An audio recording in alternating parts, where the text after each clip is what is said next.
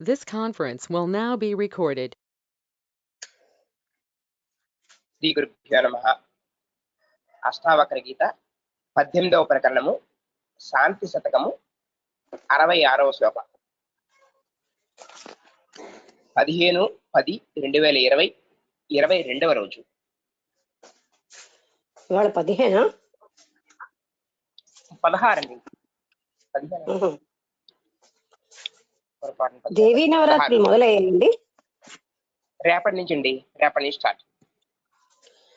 అయితే ఒకటి వసంత గారు అడిగారు దేవీ నవరాత్రుల్లో కొంచెం సమయం తగ్గించమని. అందరికీ అవసరమేమో, ఒక పావు గంట తగ్గిద్దాం, 8 కంప్లీట్ చేద్దాం, అయిపోయాక మళ్ళీ మామూలు. ఓకే అలాగే. అంటే రేపటి నుంచి దేవీ నవరాత్రులు కదా, 8 గంటలకి ముగిద్దాం, తర్వాత మామూలుగానే. ఓకే. ఎవడు సర్వ ప్రాణుల యందును ఆత్మను దర్శించుచు సమభావము కలిగియుండునో అతడే ధన్యుడు, అతడే ఆత్మజ్ఞుడు.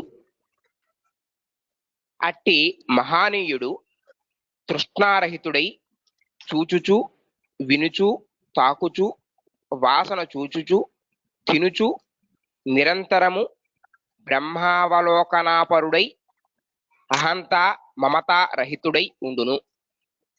మహనీయుడు కాదు, అట్టి మహనీయుడు అంటే ఏ పని చేస్తున్నా దాంతో సంబంధం లేకుండా నిరంతరం ఆత్మస్థితిలో ఉంటాడు. అవును,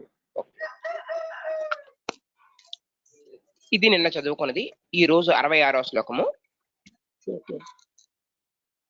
క్వ సంసారః క్వ చాభాసః క్వ సాధ్యం క్వచ సాధనం ఆకాశస్యేవ ధీరస్య నిర్వికల్పస్య సర్వదా.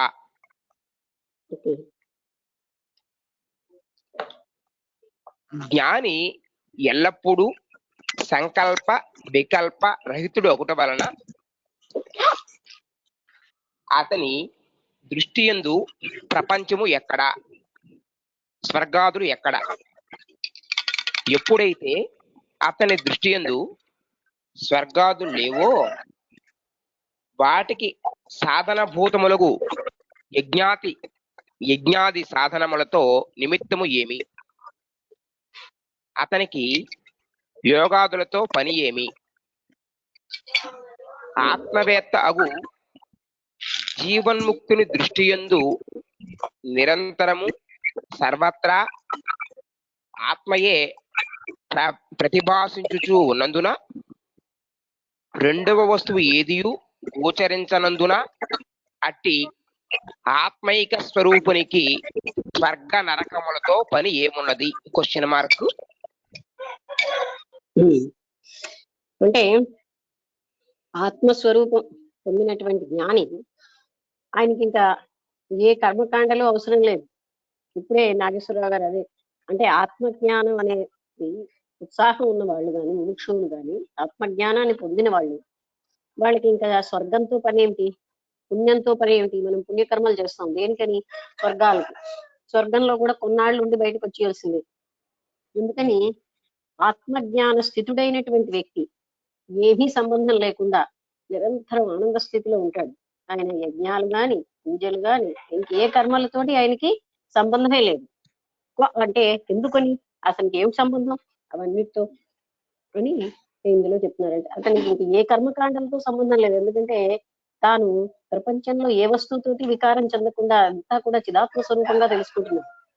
తాను కూడా చిదాత్మ స్వరూపుడైన వ్యక్తికి తాను పొందవలసిందేమీ లేదు, అనుభూతి చెందాల్సిందేమీ లేదు, కర్తృత్వం లేదు, భోక్తృత్వం లేదు, తాను చేస్తున్నానన్న భావన లేదు, అనుభవించాల్సింది లేదు.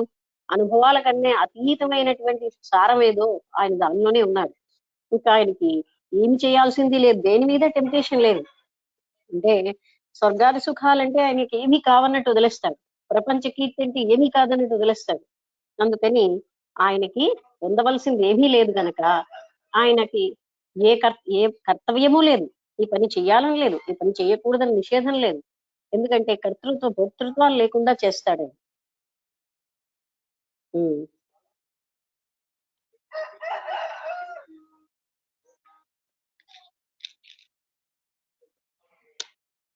అయిందా? చదువుతారు? వినబట్టం లేదండి ఆంజనేయమూర్తి గారు? పొరపాటున చేతి మ్యూట్లోకి వెళ్ళిపోయాను. సారీ అండి. పొరపాటు. ఓకే, బయటకు వచ్చారా?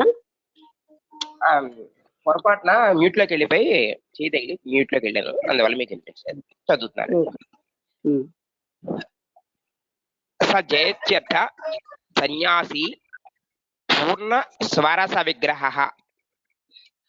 అకృత్రిమో నవచ్ఛిన్నో సమాధిర్యస్య వర్తతే.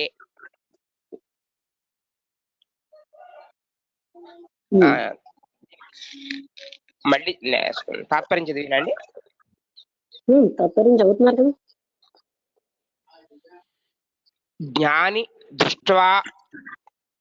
జ్ఞాని దృష్టాదృష్ట బ్రాకెట్ లో ఇహలోక పరలోక సంబంధమోగు ఫల కామనారహితుడు అయినందువలన అర్ధ సన్యాసి అనియు పరిపూర్ణ భావమే స్వరూపముగా కలవాటు ఒకటి వలన పూర్ణ స్వరస విగ్రహుడు అనియు చెప్పబడును. పూర్ణ స్వరస విగ్రహుడు. స్వరస. అవునండి, అవునండి. ఓకే, అంతేనా? కంటిన్యూషన్ ఉందండి. తన స్వరూపమునందే నిరంతరము ఎవనికి పూర్ణ సమాధి స్థితి కలుగుచూ ఉన్నదో అట్టివాడు సర్వోత్కృష్ణుడు అగుచూ ఉన్నాడు. బ్రాకెట్ లో జ్ఞాని ప్రపంచ స్ఫురణము లేక అనవచ్ఛిన్న నిత్య పరిపూర్ణుడై జీవన్ముక్తుడు అగును అని భావము. Full stop. అయిందా? ఇంకా ఉందా? అంతేనండి, ఈ శ్లోకానికి. ఆయన తను ఒక అర్ధ సన్యాసి అంటున్నాడు, కానీ అతనికి ఏమీ ప్రపంచంతో ఏమీ సంబంధం లేదు, ప్రపంచ యాక్టివిటీస్ తో. ఆయన సంపూర్ణమైనటువంటి చైతన్య స్థితిలోనే ఉంటాడు. అందుకని తనలోనే తను రమిస్తూ, అదే అక్కడ అంటే అన్ని రసాలు తనలోనే ఉన్నాయి, ఇంకా ఆయన ఎక్కడా ఏది పొందడానికి లేదు. అందుకని సంపూర్ణ స్థితిలో ఆనందంగా ఉంటూ ఉంటాడు. ఆయనకి ఇంకా చెయ్యవలసినవి లేవు, చెయ్యకూడనివి లేవు.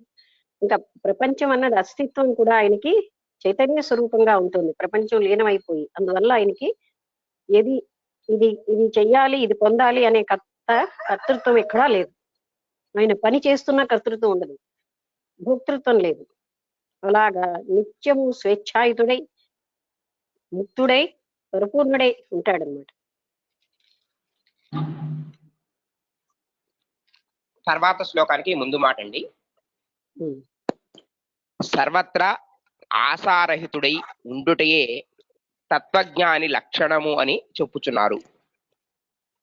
అంటే మరి కొంచెం కన్ఫర్మేషన్ కి ఆత్మజ్ఞాన లక్షణాలని చెప్తున్నాడు. ఆయనకి ఆశ ఏముంటుంది? ఈ ప్రపంచం అంతా చిదాత్మ స్వరూపంగా ఉన్న ఆయన ఆశారహితుడిగానే ఉంటాడు. చెప్పండి. 68వ శ్లోకం అండి. బహునాత్ర విముక్తేన జ్ఞాత తత్వో మహాశయః భోగ మోక్ష నిరాకాంక్షి సదా సర్వత్ర నీరసః.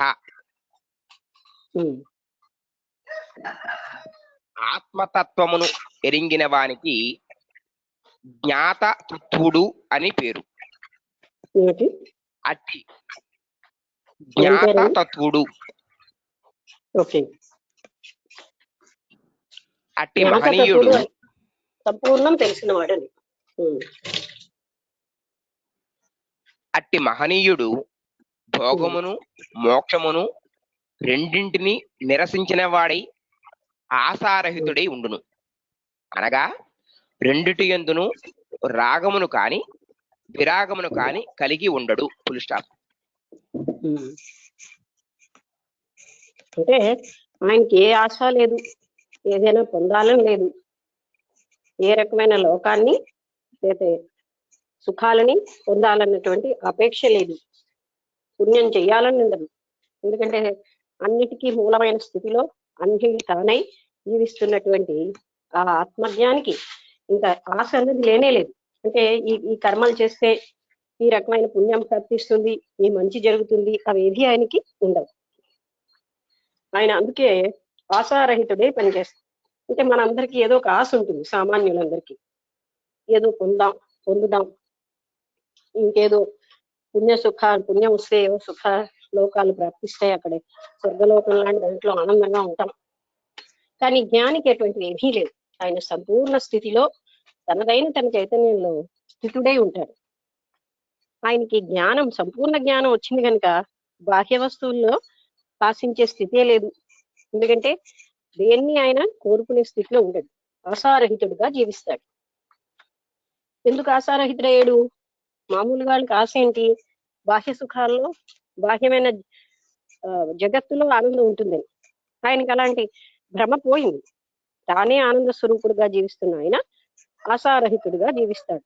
ఆశారహితుడు అంటే మళ్ళీ దుఃఖం లేదు, నిస్పృహ లేదు. ఆయనకి ఇది పొందాలి, ఇది పొందొద్దు, ఇందులో ఆనందం, ఇందులో దుఃఖం అంటూ ఏ విరాగము లేదు, రాగము లేదు. అలా జీవిస్తూ ఉంటాడు జ్ఞాని. ఓకే, తర్వాత శ్లోకం 69. మహదాది జగద్వైతం నామమాత్ర విజృంభితం విహాయ శుద్ధ బోధస్య కిం కృత్య మవశిష్యతే.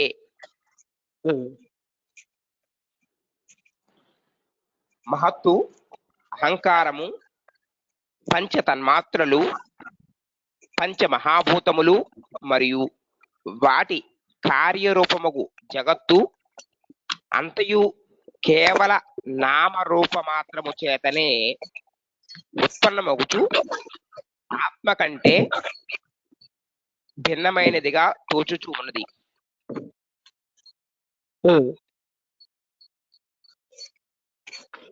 అంతేనా?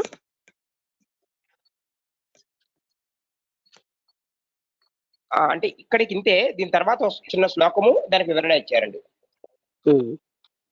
అంటే మళ్ళీ ఇంకొంచెం బాగా చెప్తున్నారు. పంచభూతములు, పంచతన్మాత్రలు వీటన్నిటితోటి తయారు చేయబడిన ఈ జగత్తు ఆత్మ కంటే తనకి, అంటే ఆత్మే సమస్తం, తనకి ఆత్మ కానిది ఏదీ లేదు. అలా అంటే జగత్తుని ఆయన భ్రమించడు సత్యం అనుకుని.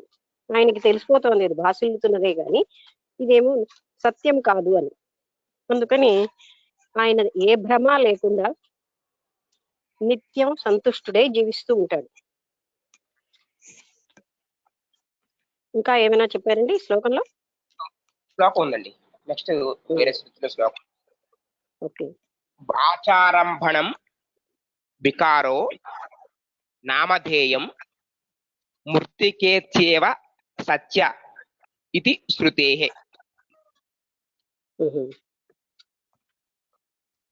దానికి వివరణ: కడవలు, మూకుళ్ళు, ముంతలు మొదలగునవి ఎన్నియో రూపనామములతో ఎంచబడినను అవి అన్నియు మృత్తిక నుండియే కలిగినవి కావున మృత్తికయే సత్యము. ఇవన్నీ చెప్పండి. ఇవన్నీ నస్వరములను అసత్యములను అయి ఉన్నట్లు మహదాధ్యహంకారకృత సమస్త ప్రపంచమును మిథ్యయే. కంటిన్యూషన్ అండి. ఇది ఒకసారి అంటే మట్టిలోంచే అన్ని పదార్థాలు తయారవుతున్నాయి. అక్కడ ఈ పదార్థాలేవి సత్యం కాదు, దాని వెనకాల ఉన్న మట్టే దానికి ఆధారం. అంటే దాంట్లోంచి కుండ, ముంత ఏమైనా తయారవచ్చు, కానీ కేవలంగా అది మట్టి మాత్రమే అనేది ఒకే దాంతో తయారు చేయబడ్డాయి. అలాగే ఈ జగత్తు ఎంత మహత్ అహంకారంతో నిండిపోయి ఉన్నా సరే ఎలాంటిదైనా ఆయన ఏమీ భ్రమ చెందకుండా ఇదంతా చైతన్య స్వరూపంగా చూస్తూ ఉంటాడు. ఆ ఉన్న మూలమైన అధిష్టానమైన చైతన్యాన్నే చూస్తాడు. అదే భ్రమ భ్రాంతికి లోనవడాయి. తద అధిష్టానమగు బ్రహ్మం ఒక్కటే సత్యము. ఇంకా ఏం ఇట్టి చెప్తున్నారు మరి? ఇట్టి అలాంటి జ్ఞానం విచార ఆయనకు ఉంటుంది జ్ఞానంతో కనుక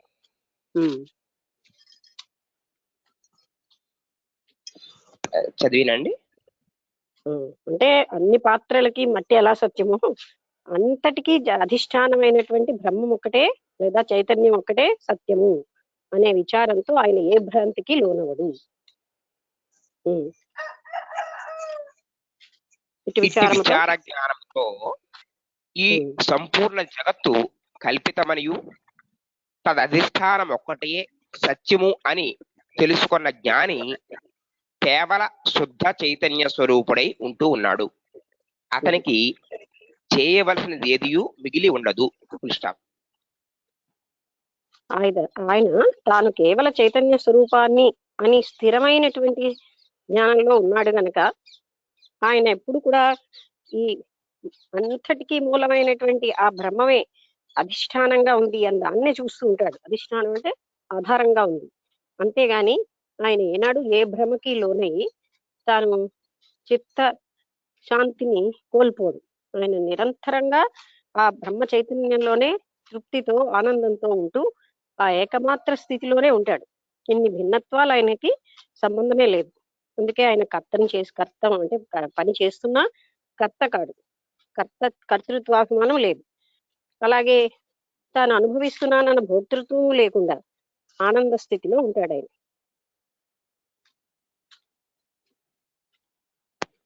తర్వాత 70వ శ్లోకానికి ముందు మాట అండి. అయితే అనర్థ నివారణ కొరకైనను ప్రయత్నము చేయవలసి ఉన్నది కదా అని చెప్పుచూ ఉన్నారు. భ్రమభూత మిదం సర్వం కించిన్నాస్తితి నిశ్చయీ అలక్ష్య స్ఫురణ శుద్ధ స్వభావేనైవ సామ్యతి. అధిష్టాన బ్రహ్మ సాక్షాత్కారము కలిగిన జ్ఞానికి ఈ జగత్తు అంతయు కల్పితమని ప్రతీతమగును. వాస్తవముగా ప్రపంచ సంబంధమగు ఏ వస్తువు కూడా సత్యమైనది అని అతడు తలంచుడు. ఎవనికి ఇట్టి జ్ఞానము కలిగినదో అట్టివాడు శాంతి కొరకు ప్రయత్నము చేయుడు. ఎందుకు అనగా అతడు స్వాభావికముగానే శాంతస్వరూపుడై ఉన్నాడు. మరల శాంతి కొరకు అతడు చేయదగినది ఏదియూ ఉండదు.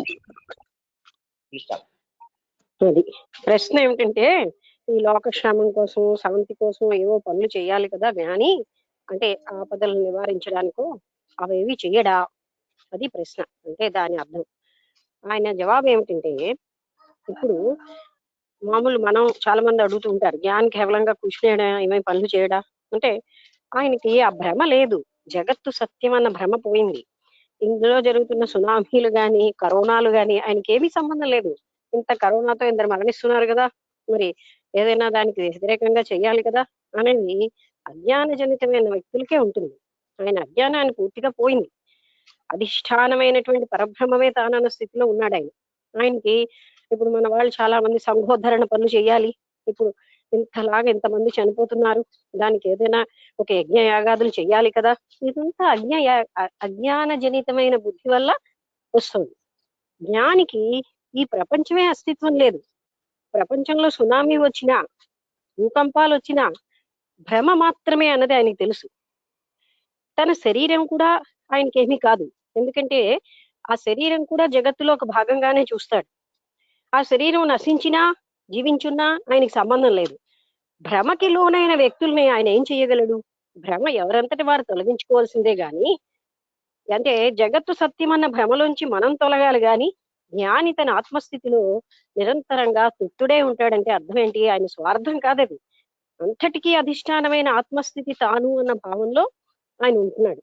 అంటే మిగతా వాళ్ళకి ఏదైనా అంటే ఇక్కడ ఏదో ఉంది భయం నేను చెందుతున్నానంటే భయం చెందేవాళ్ళు తప్పది. అది ఏమీ లేని దాంట్లో భయం పొందే స్థితి మనకి అలవాటైపోయింది. ఎందుకంటే ఇది సత్యం అన్న భ్రాంతి మనకు ఉంది కనుక. తర్వాత శరీరాన్ని కాపాడుకోవాలి, శరీరం చనిపోకుండా చూసుకోవాలి. జ్ఞాని సర్వము తెలుసున్నవాడు. అందువల్ల ఎప్పుడు ఏది జరగాల్సిందో ఇదంతా డివైన్ ప్లాన్ అనే సంగతి కూడా ఆయనకి తెలుస్తుంది. రెండవది, ఈ ప్రళయం వచ్చినా మొత్తం ఎన్ని విశ్వములు ఉద్భవించినా విశ్వములు లయమైనా సంబంధం లేనట్టుగా ఆయన కూడా ఆ స్థితిలో ఉంటాడు. ఎందుకంటే ఆ చైతన్యంతో ఏకీకృత భావం ఆయనకు వచ్చేస్తుంది కనుక ఆయన ఏమీ చలించకుండా ఉంటాడు. అక్కడ జగదోద్ధరణ అన్నది ఏమీ లేదు. అక్కడ ఆయనకి ఆ సంకల్పమే ఉండదు. ఎందుకంటే తాను జగత్తుతో సంబంధం లేకుండా జగత్తుకి మూలమైనటువంటి చైతన్యంతో ఏకీకృతమై దానిలోనే ఆయన రమిస్తూ ఉంటాడు. నిజంగా చెప్పాలంటే ఇవన్నీ అజ్ఞాన జనితమే. ఓకే, అర్థమైందా ఈ పాయింట్ అందరికి? కన్ఫ్యూజన్ గానే ఉందండి నాకైతే. కన్ఫ్యూజన్ గా ఉందా? ఇప్పుడు జగత్తు సత్యం అన్న భావన ఎవరికి ఉంటుందండి? జ్ఞానికి ఉంటుందా, మనకు అజ్ఞానికి ఉంటుందా? చెప్పండి దాని జవాబు. అజ్ఞానికే ఉంటుంది. అజ్ఞానికి. జగత్తు సత్యమే కానప్పుడు జగత్తులో వచ్చినటువంటి సునామీలు లేకపోతే కరోనాలు అవన్నీ సత్యమా? చెప్పండి. కాదు. అవన్నీ సత్యం అన్న భ్రాంతిలో మనం ఉన్నాం గనక, మనం అంటే అజ్ఞానులు ఉంటారు గనక దానికొని ప్రయత్నాలు చేస్తారు. జ్ఞాని అంతటకి మూలమైనటువంటి పరబ్రహ్మ స్థితిలో ఉంటాడు. ఆయనకి మూలమైనటువంటి ఇదంతా కేవలం చైతన్య స్వరూపమే అని చూస్తున్న జ్ఞానికి ఇవన్నీ కేవలంగా కల్పితాలని తెలుస్తూనే ఉంటుంది. అంటే మనం సినిమా చూస్తున్నట్టు, సినిమాలో ఏదో అయింది మనం ఉద్ధరించాలనుకుంటామా? అది తెర మీద జరుగుతున్నాయి, అందులో మనం వెళ్ళి పార్టిసిపేట్ చేయాల్సింది ఏమీ లేదు. అదే విధంగా ఈ చైతన్యం అనే తెర మీద ఇవన్నీ ప్రతిబింబాలుగా ఉంది జగత్తంతా. దాంట్లో అది దానికి అస్తిత్వమే లేని దానికి పోరాటం ఏంటి? అందుకని జ్ఞాని నిరంతర తృప్తుడై ఆత్మ చైతన్యంలో ఉన్నాడంటే ఆయన స్వార్థం కాదండి. అది తెలియక అలా అనుకుంటాం. ఆత్మ చైతన్యంలో ఉండడం అంటే ఆత్మస్థితిని ఏం చెప్పాం, ఒక భూమినే మనం ఊహించుకోలేం. ఇలాంటి అనేకమైనటువంటి అనేక రెట్లు పెద్దదైన విశ్వాలు ఉద్భవిస్తూ అందులో లయమైపోతున్నా ఏ సంబంధము లేకుండా ఉంది అనంత చైతన్యం. అంటే దాన్ని ఊహకు అందుతుందా మనకి? ఆ చైతన్య స్వరూపుడే తానని భావిస్తున్న జ్ఞానికి చెయ్యవలసింది ఏమైనా ఉందా? అర్థమైందా ఇప్పుడు ఆంజనేయమూర్తి గారు? క్లియర్ అండి. చెప్పండి. తర్వాత శ్లోకం 71. శుద్ధ స్ఫురణ రూపస్య దృశ్య భావమపశ్యతః క్వ విధిః క్వ చ వైరాగ్యం క్వ త్యాగః క్వ సమోపి వా. ఓకే. శుద్ధ స్వరూప స్వప్రకాశ చిద్రూపుడై ఆత్మయందు ఆత్మదర్శనము చేయుచూ ఉన్న జ్ఞాని ఈ దృశ్య పదార్థమును చూడడు. దృశ్య పదార్థ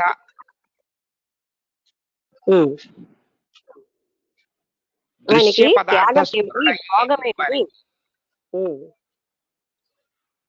అంటే పదార్థాన్ని చూస్తున్నటువంటి వ్యక్తికే ఇది నిత్యము సత్యము అని భ్రాంతి చెందుతున్న అజ్ఞానికి మాత్రమే నేను త్యాగం చేస్తున్నాను, నేను గ్రహిస్తున్నాను, నేను అనుభవిస్తున్నాను, సుఖాన్ని అనుభవిస్తున్నాను అనే భ్రాంతులు ఉంటాయి.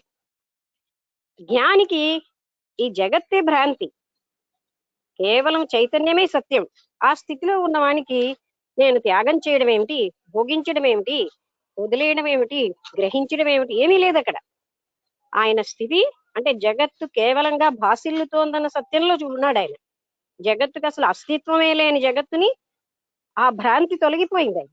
అందుకని ఆయన నిరంతర ఆనంద స్థితిలో ఉంటాడు. దృశ్య పదార్థ స్ఫురణయే లేనివానికి త్యాగం ఎక్కడ, విరాగం ఎక్కడ, విధి నిషేధములు ఎక్కడ? అది ఆయనకి వైరాగ్యం ఎక్కడా, ఆయనకి త్యాగం ఏమిటి, ఆయనకి విధులు ఏమిటి, కర్తవ్యాలేమిటి, ఆయన ఏమి చేసినా దానికి ఆయనకి కర్తృత్వం లేకుండా చేస్తాడు. కర్తృత్వ భోక్తృత్వాలు ఏమీ లేకుండా ఆయన నిరంతరం ఆత్మస్థితిలో ఆనందంగా ఉంటాడు. ఇదే విషయాన్ని శ్లోకపాదం రూపంలో కిందనే శ్లోకపాదం ఇచ్చారండి. ఉమ్, చదివినా అండి. చదవండి. నిశ్రయై గుణే పది విచరితాం కో విధి కో నిషేధ. ఉమ్, ఇంతే. మరొకసారి చదవండి. విస్తృతైః విశ్రై గుణే పది. సారీ, విశ్రయ నిశ్రై బా కాదన్నా అండి. కింద తావత్తుందా? తావత్తు ఉంది, పట్రసుడి ఉంది, ఓకే. ఐత్వము 3. నిశ్రై గుణే పది విచారితాం విచారతాం. త్వమేపధి విస్త్రైః తర్వాత పదం త్వమేవ. గుణ్యే గుణ్యే పది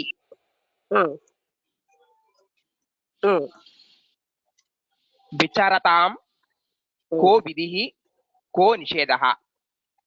అది అంటే ఆయన విస్తృతమైనటువంటి ఆ చైతన్య స్థితిలో ఉన్నాడు కనుక ఆయనకి కో నిషేధ కో విధి. ఆయనకి విధి ఏముంది, నిషేధ కర్మలు ఏమున్నాయి. ఆయన సమస్తము నిరంతరము స్వేచ్ఛాయుతంగా అనంతమైనటువంటి ఆ చైతన్య స్థితిలో విస్తృతంగా విస్త్రైః తర్వాత ఏంటండి? గుణ్యే పది తుల్యే గుణ్యే విస్త్రైః గుణ్యే అంటే విస్తృతమైనటువంటి స్థితిలో ఉన్నాడు గనక ఆయనకి ఏమీ కర్తవ్యాలు లేనే లేవు. ఆయనకి పొందవలసింది లేదు, చెయ్యవలసింది లేదు, ఆయనకి నిషేధ కర్మలు లేవు. ఆయన స్థితి అటువంటిది అని మరొకసారి ఎంఫాటిక్ గా చెప్తున్నారు.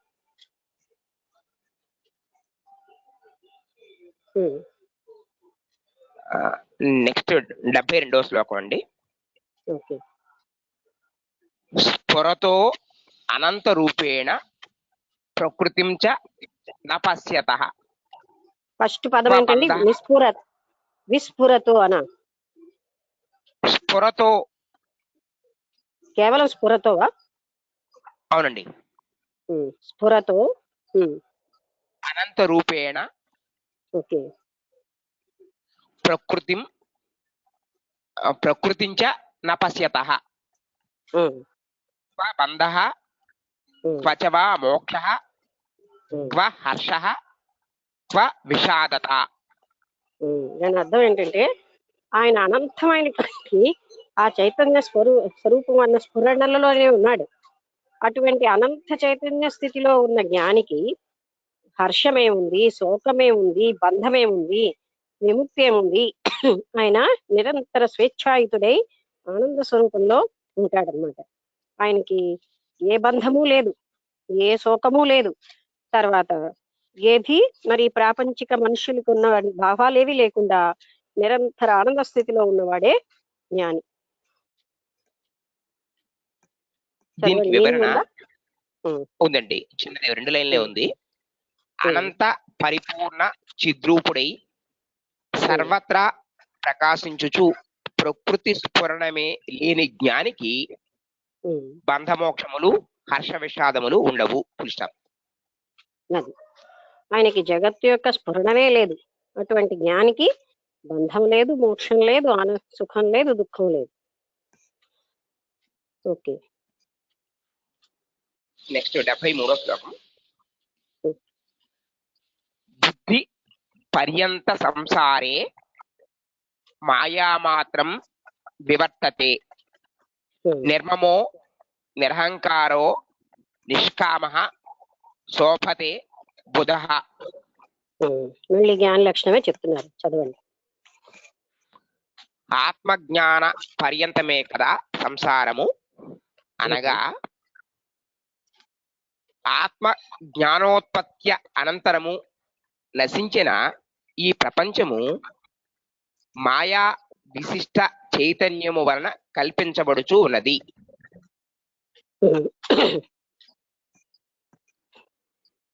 అంతేనా? కంటిన్యూ చేస్తానండి. చేయండి. ఆత్మజ్ఞానోదయానంతరము జగత్తే నశించిపోవచ్చు ఉన్నది.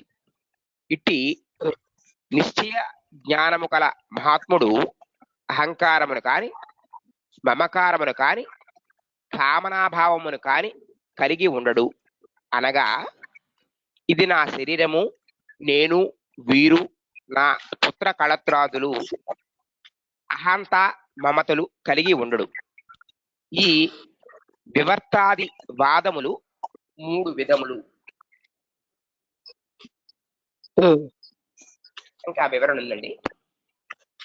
అది ఒక 3 వివరాలు అని పేర్లు పెట్టాడా? మొదటిది రెండోది అని పేర్లు ఇచ్చాడా? తాత్పర్యం రూపంలో ఉందండి. ఒక 2 పేరాల దాకా. ఒక్క నిమిషం అండి.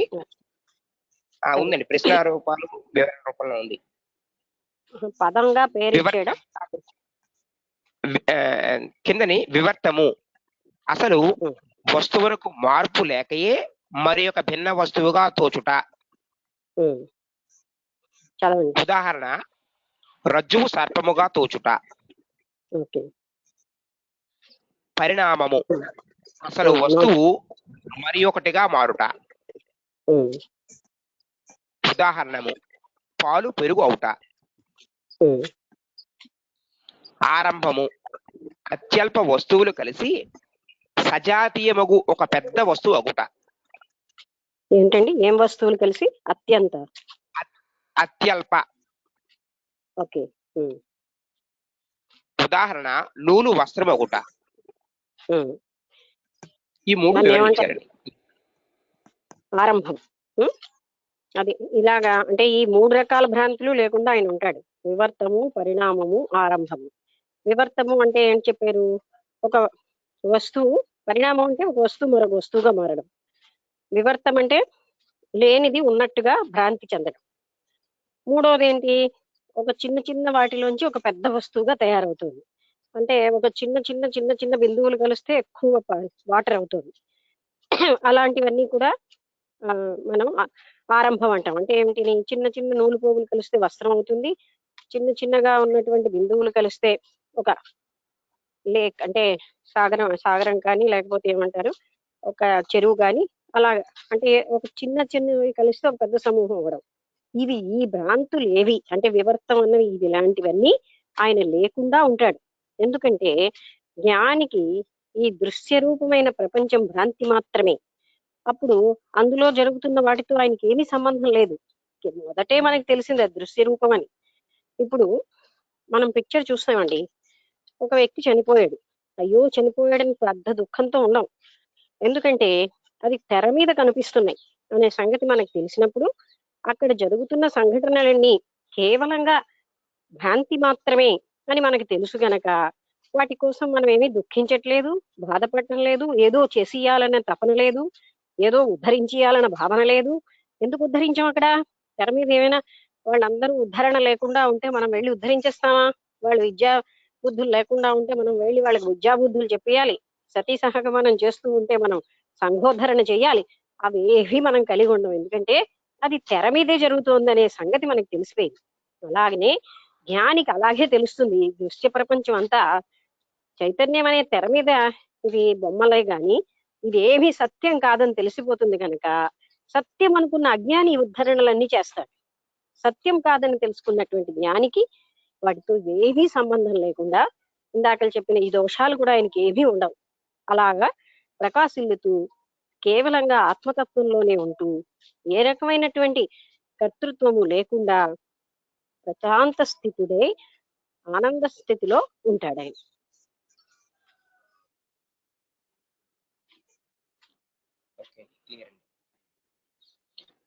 నెక్స్ట్ 74వ శ్లోకము కంటిన్యూ చేసానండి.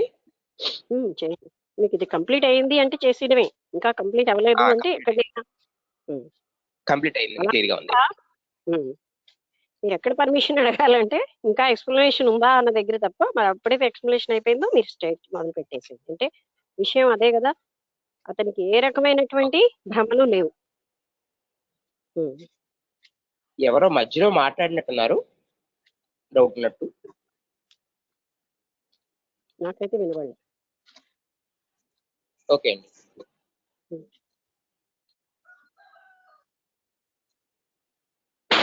74వ శ్లోకము. అక్షయం గత సంతాపమాత్మానం పశ్యతో మునేః క్వ విద్యా చ క్వ వా విశ్వం క్వ దేహోహం మమేతి చ.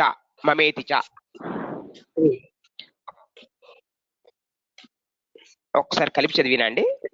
అక్కర్లేదు, అక్షయం కలిపి చదవడం దేనికని, అది స్పష్టంగా చదివితేనే చాలు, అర్థం క్లియర్ అవుతుంది. అంటే కలిపి మీరు చదివితే శ్లోకంలో మనకు తెలుస్తుంది అంతే, అంతేగాని క్లారిటీ ఉండదు. ఓకే. నాశరహితమైనట్టు సంతాపరహిత అయినట్టుదియు స్వాధిష్టాన సచ్చిదానంద పరమాత్మను దర్శించుతున్న జ్ఞానికి ఆత్మాతిరిక్తములగు శాస్త్ర విమర్శనము, ప్రపంచము, దేహము, అహంకారము, మమకారము మొదలగు వానితో ప్రసక్తియే లేదు. అతడు ఎల్లప్పుడూ సాక్షి స్వరూపుడై ప్రకాశించును. అది ఆత్మస్వరూపంలో, చైతన్య స్వరూపంలో లేదా పరబ్రహ్మతత్వంలో రమిస్తున్నటువంటి ఆ జ్ఞానికి తాను ఇంకా భ్రాంతి ఏమీ లేదు, ప్రపంచం అన్నది లేదు, శరీరం లేదు, అందుకే శరీరంతో మమకారం లేదు, శరీరము సంఘం మొదలు పెట్టేస్తారు, అందుకని ఆయనకి మమకారం లేదు, కర్తృత్వం లేదు, శాస్త్ర జ్ఞానంతో పని లేదు, విముక్తి అవ్వాలన్న స్థితి లేదు. విముక్తుడైన వాడికి విముక్తి అవ్వాలన్న పనులు ఎందుకు చేస్తాడు? అందుకని ఆయనకి శాస్త్ర జ్ఞానంతో ఏమీ పని లేదు. అందుకని అహంకార మమకారాలు ఏమీ లేకుండా ఆయన నిరంతరంగా ఆత్మస్థితుడై తృప్తిగా ఉంటాడు. అంటే అతనికి ఇంకా ఈ ప్రాపంచిక విషయం అంతా భ్రాంతి అని తెలిసిపోయింది గనక ఒక్కొక్క విషయం చెప్తున్నారు. ఇలాంటి కర్తవ్యం ఉండదు, నేనన్నటువంటి మమకారం ఉండదు, ఆయనకి ఏది పొందవలసింది లేదు, స్వర్గాది సుఖాల మీద ఆపేక్ష లేదు, ఆశారహితుడు. ఎందుకంటే ప్రపంచం నిత్యముగా ఉన్నది అన్నప్పుడు ఇవన్నీ మనకి, అవి లేని జ్ఞానికి ఇంకా నేను పని చేస్తున్నానన్న కర్తృత్వం ఉండదు, నేను ఫలితం పొందాలన్న భోక్తృత్వం లేదు. ఆయన ఆశారహితుడు, అంటే ప్రాపంచిక ఆశలు ఏమీ లేవు ఆయనకి, ఎందుకంటే ఆ ప్రపంచం అన్నదే అసలు లేదని తెలిసిపోయింది ఆయన. ఇంకా ఆయనకి ఆశలు ఎలా ఉంటాయి? శరీరం తాను కానని తెలిసిపోయిన వ్యక్తికి మమకారం ఎలా ఉంటుంది? ఆయన నిరంతరంగా నిస్పృహుడై ఆనంద స్థితిలో ఉంటాడు.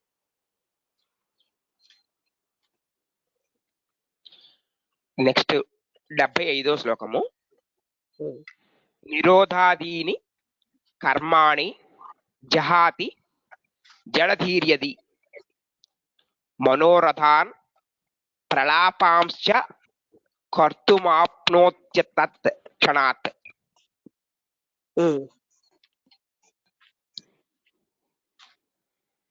మూఢుడు అజ్ఞాని కూడా చిత్త నిరోధము మొదలగు కర్మలను విడిచిపెట్టిన వాడైనప్పటికీ మరల మనోరథములు నెరవేరుటకై తత్ సంబంధమగు సకల కార్యములు చేయుచూ ఉండును. కావున అజ్ఞాని యొక్క చిత్త నిరోధాది కర్మత్యాగము గజస్నానము వలె నిష్ప్రయోజనము.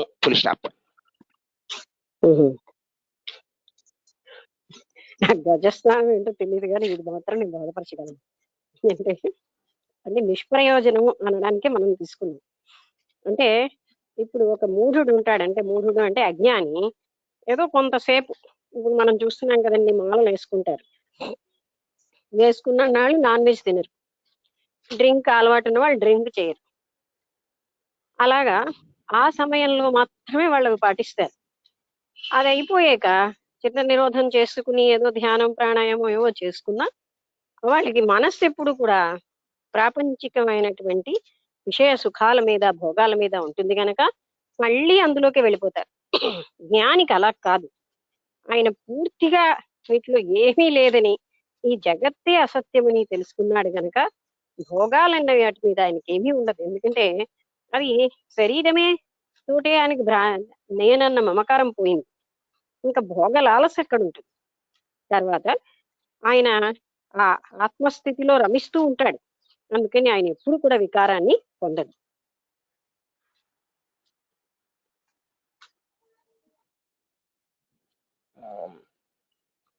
క్షమించండి, ఇక్కడ గజస్నానం అంటే ఒక వివరణ చెప్పొచ్చా?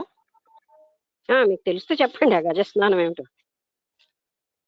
మిగతా అన్ని జంతువుల కంటే ఏనుగు ఎక్కువసేపు నీటితో ఇష్టపడి ఎక్కువసేపు స్నానం చేస్తుంది. అయిపోయిన తర్వాత శరీరం మీద బూడిదంతా పోసుకుంటుంది, ఇసుక మట్టి అన్ని కూడా పోసుకుంటుంది, ఎంత కష్టపడి ఎక్కువసేపు స్నానం చేసి కూడా.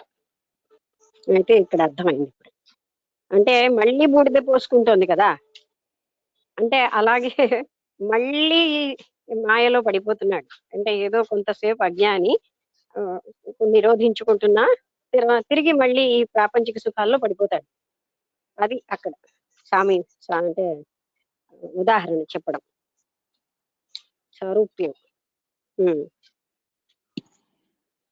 ఓకే అండి, నెక్స్ట్ శ్లోకము 76. మందః సుత్వాపి తద్వస్తు నజహాతి మూఢ విమూఢతాం నిర్వికల్పో యత్న నిర్వికల్పో తర్వాత బహిర్యత్న ఓకే. దంతర్విషయలాలసః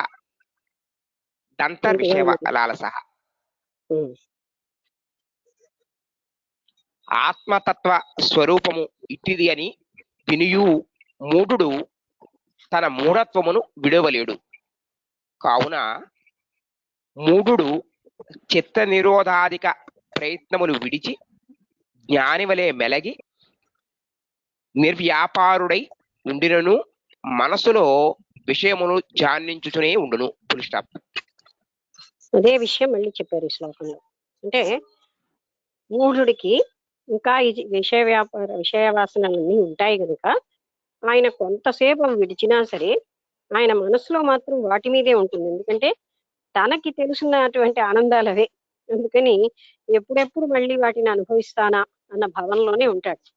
కొన్నాళ్ళు ఏదో కారణం వల్ల విడిచినా ఆయన చిత్తం మాత్రం ఆ భోగలాలస మీదే ఉంటుంది కనుక ఆయన మళ్ళీ అందులో పడిపోతూ ఉంటాడు.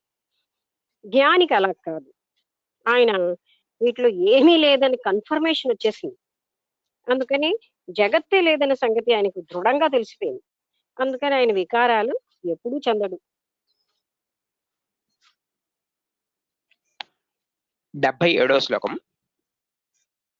జ్ఞాన గళిత కర్మ యో లోక దృష్ట్యాపి కర్మకృత్ నాప్నోత్యవసరం కర్తుం భోక్తుమేవ న కించనః. కర్తుం భోక్తుమేవ, ఇంతేనా? భోక్తుమేవ, భోక్తువా భక్తు అండి. భక్తుమేవ అంటే మాట్లాడుట వక్త గురించి అని భక్తుం. ఓకే. జ్ఞానోదయము వలన సమస్త అధ్యాస కర్మలు నష్టమైపోయిన జ్ఞానిలో లోక దృష్టికి కర్మ చేయుచూ ఉన్నవాని వలె కనబడినను నేను కర్మ చేయుచున్నాను, నేను దీనిని అనుభవించుచున్నాను అనే ధ్యాస లేని వాడు అగుట వలన నిర్లిప్తుడై నిరంతర బ్రహ్మానంద నిమగ్నుడై ఉండును. ఇష్టం. ఆయన పూర్తిగా ప్రపంచం యొక్క విషయం తెలిసిపోయింది. ఏమిటని? ఇది కేవలంగా దృశ్య ప్రపంచం మాత్రమే, ఇది ఏది కూడా లేదు అని తెలుసున్నటువంటి వ్యక్తి ఎప్పుడు కూడా ఏ రకమైనటువంటి కర్తృత్వము లేకుండా నేను ఇది చేస్తున్నాను, నేను ఇది అనుభవిస్తున్నాను, నేను ఇది చేయాలి అలాంటివి ఏమీ లేకుండా నిర్లిప్తుడై ఆత్మానంద స్థితిలో ఉంటాడు. నిర్లిప్తుడు అంటే దేనికి అంటాడు, కర్మ ఏది ఆయనకి అంటదు.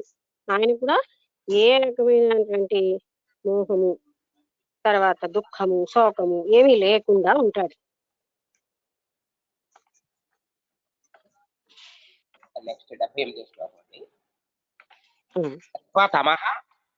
క్వ ప్రకాశో వా హానం క్వచన కించన నిర్వికారం. క్వ తమః క్వ ప్రకాశ వా ప్రకాశో వా హానం అంటే త్యాగము. భానమ పదం చెప్పండి చాలు, అర్థం చెప్పక్కర్లేదు. హానం హానమ. అవునండి. క్వచన కించన నిర్వికారస్య ధీరస్య నిరాతంకస్య సర్వదా.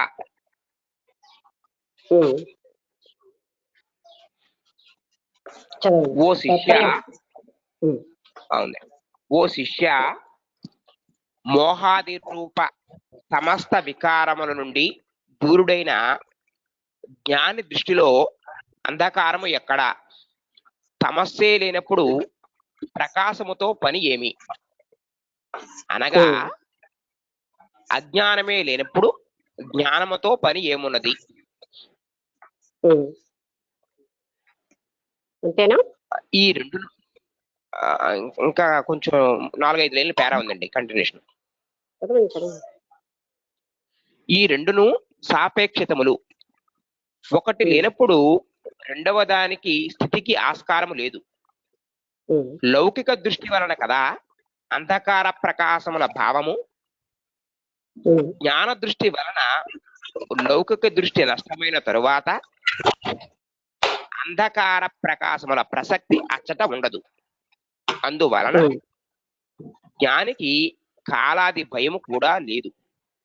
అతనికి హాని లేదు, వృద్ధి లేదు, ఒకనిపై ద్వేషము లేదు, రాగము లేదు, గ్రహణము లేదు, త్యాగము లేదు. అతడు సదా సచ్చిదానంద స్వరూపుడు. పులిస్టాప్.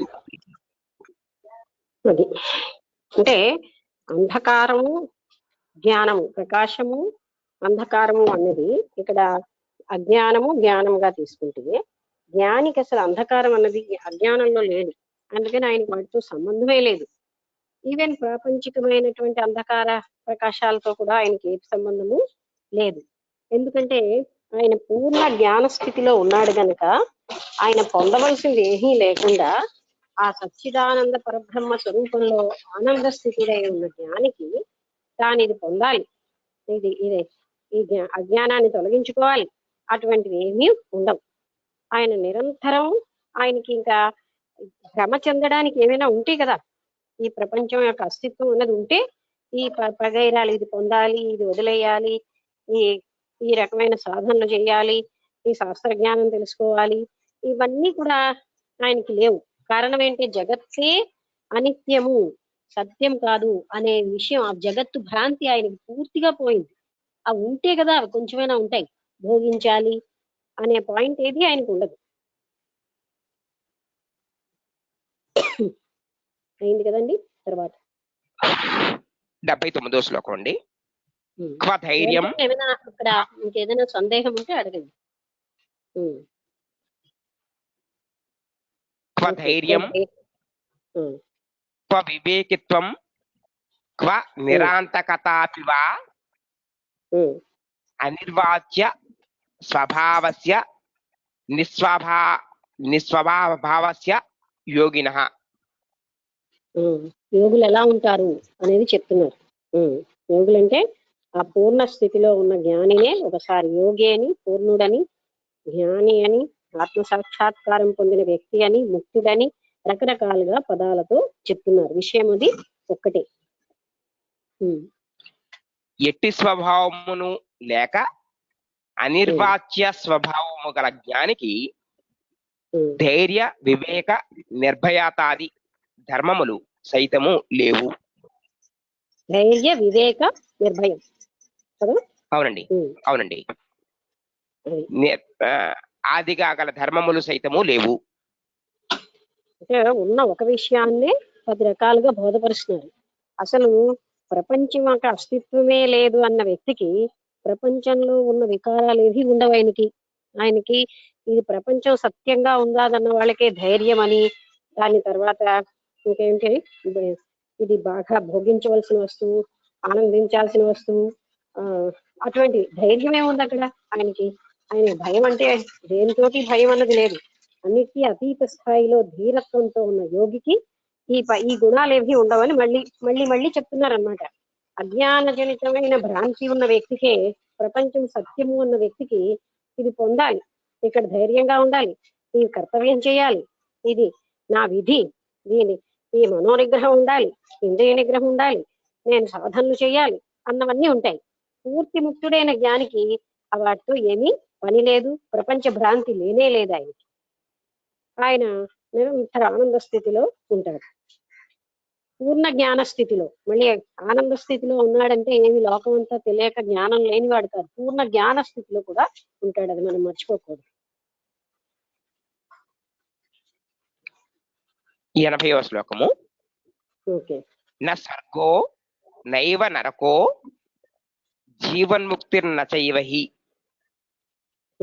బహునాత్ర కిముక్తేన యోగ దృష్ట్యా నకించన.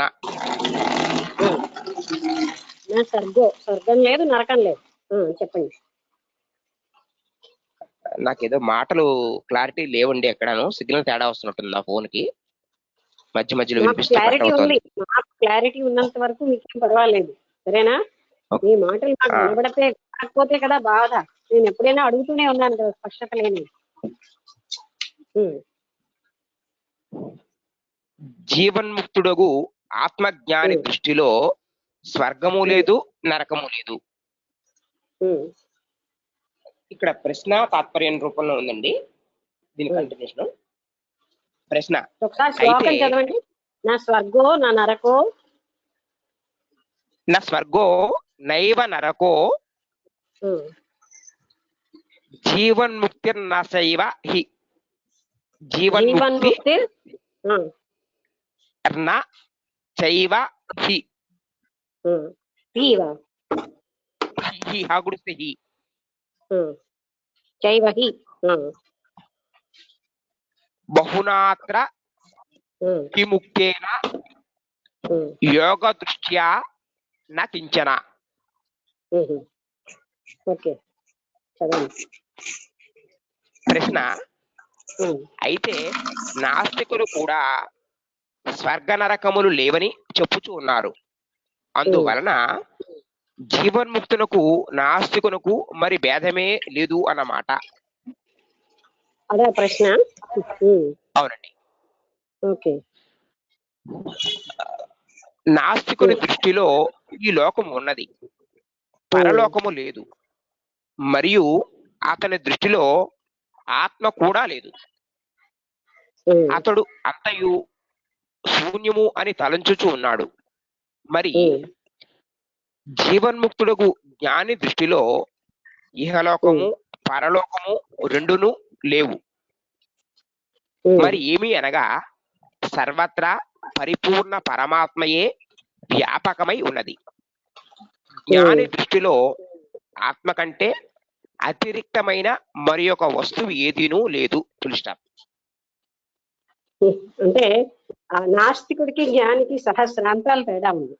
ఎందుకంటే నాస్తికుడు ఏమనుకుంటాడు, ఈ ప్రపంచం అంతా ఉంది అంటే ఈ జగత్తు సత్యం అనే భావనలో ఉంటాడు ఆయన. అందుకని ఆయనకి జ్ఞానికి సహస్రాంతాలు తేడా. నాస్తికుడికి జగత్తు సత్యం కనుక కర్తృత్వ భోక్తృత్వాలు ఉంటాయి, అన్నీ ఉంటాయి, అన్ని రకాలు ఆనందించాలి, ఇంద్రియ సుఖాలు, తపన, మోహం అన్నీ ఉన్నాయి ఆయనకి. అయితే కేవలంగా నాస్తికుడు ఏమంటాడంటే ఇతర లోకాలు లేవంటాడు, ఈ లోకం ఉందనే అంటాడు. తర్వాత అంతా శూన్యం అంటాడు. ఆ చైతన్యం అన్నది పరమాత్మ అన్నదని ఆయన అసలు ఒప్పుకోడు. అందుకని నాస్తికుడికి జ్ఞానికి చాలా, జ్ఞాని ఏమనుకుంటాడు, ఈ లోకమే సత్యం కాదు, ఇది కేవలంగా భ్రాంతి మాత్రమే అన్న జ్ఞానం తెలిసింది కనుక ఆయన ఈ స్వర్గ సుఖాలు కూడా భ్రాంతి మాత్రమే అని ఆయనకి తెలిసిపోయింది. ఈ లోకము ఏ లోకమైనా భ్రాంతి అన్నది ఆయనకి అర్థమైపోయింది. అందువల్ల ఆయనకున్న జ్ఞానంతో ఉన్నది వేరు.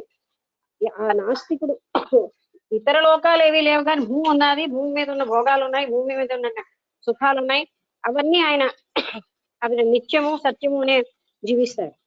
కేవలంగా స్వర్గం నరకం లేదంటాడు, ఇదంతా శూన్యం అంటాడు, పరమాత్మ తత్వం ఒకటి ఉందని ఒప్పుకోడు. అది నాస్తికుడి లక్షణం. జ్ఞానికి నాస్తికుడికి సహస్రాంతాలు తేడా. ఈ జగత్తు సత్యం అన్నది భ్రాంతే లేదు జ్ఞానికి. అందుకని ఆయనకి జగత్తే కాదు స్వర్గాది లోకాలు కూడా అలాంటివే అని ఆయనకి తెలిసిపోయింది. అందుకని ఆయన వాటిని ఒప్పుకోడు. ఒప్పుకోడంటే ఆ సుఖాల కోసం ప్రయత్నించడు. ఆయనే పరమసుఖమైన దాంట్లో ఉన్నాడు. అన్ని లోకాలకి అధిష్టానమైనటువంటి ఆత్మతత్వం తానయ్యి ఉన్న జ్ఞానికి స్వర్గాది లోకాల అపేక్ష ఎందుకు ఉంటుంది? ఆయన స్థితి పూర్ణమైనటువంటి జ్ఞాన స్థితి. అది అంత తేడా ఉంది నాస్తికుడికి ఆ జ్ఞానికి. ఆయనకి నాస్తికుడి అన్ని రకాలైన మోహాలు, అన్ని రకాలైనటువంటి రాగాలు ఉంటాయి. భోగాపేక్ష ఉంటుంది, కర్తృత్వాభిమానం ఉంటుంది, భోక్తృత్వాభిమానం ఉంటుంది, ఇవన్నీ ఉంటాయి. జగత్తు సత్యమని అతను నమ్ముతున్నాడు కనుక జ్ఞానికి అవేమీ ఉండవు. అనంతమైనటువంటి తేడా ఉంటుంది వాళ్ళిద్దరికి. ఓకే అండి. 81వ శ్లోకం ముందు మాట.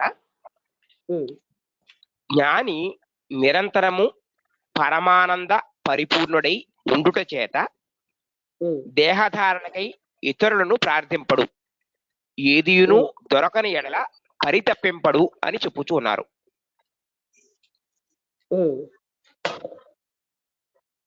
అది ఇంకో శ్లోకం దాని మీద, అది అవతారిక. అవునండి.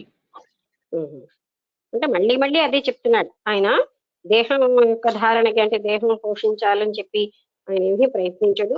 తర్వాత ఆయన తను సచ్చిదానంద పరబ్రహ్మ స్వరూపాన్ని అని తెలుసుకుని జగత్ అనేది సత్యం కాదని తెలుసుకున్న కన్ఫర్మేషన్ లో ఉన్నాడు ఆయన.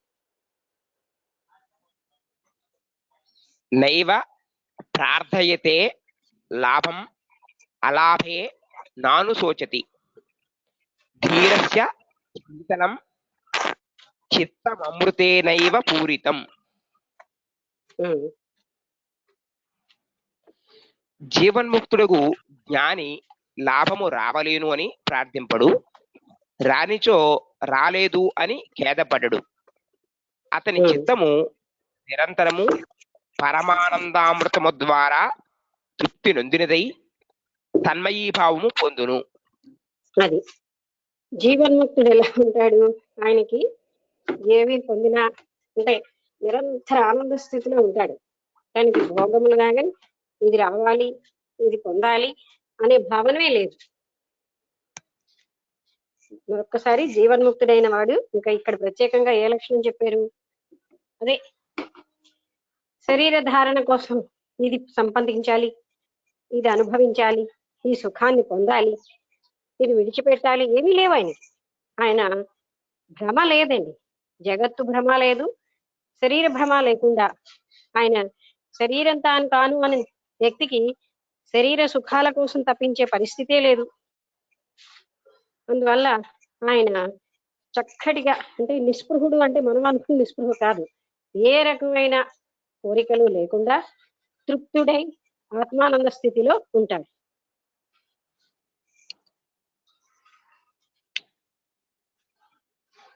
నెక్స్ట్ శ్లోకం 82. నా శాంతం స్తౌతి నిష్కామో నా దుష్టమపి నిందతి, సమదుఃఖ సుఖ స్తృప్తః కించిత్ కృత్యం న పశ్యతి.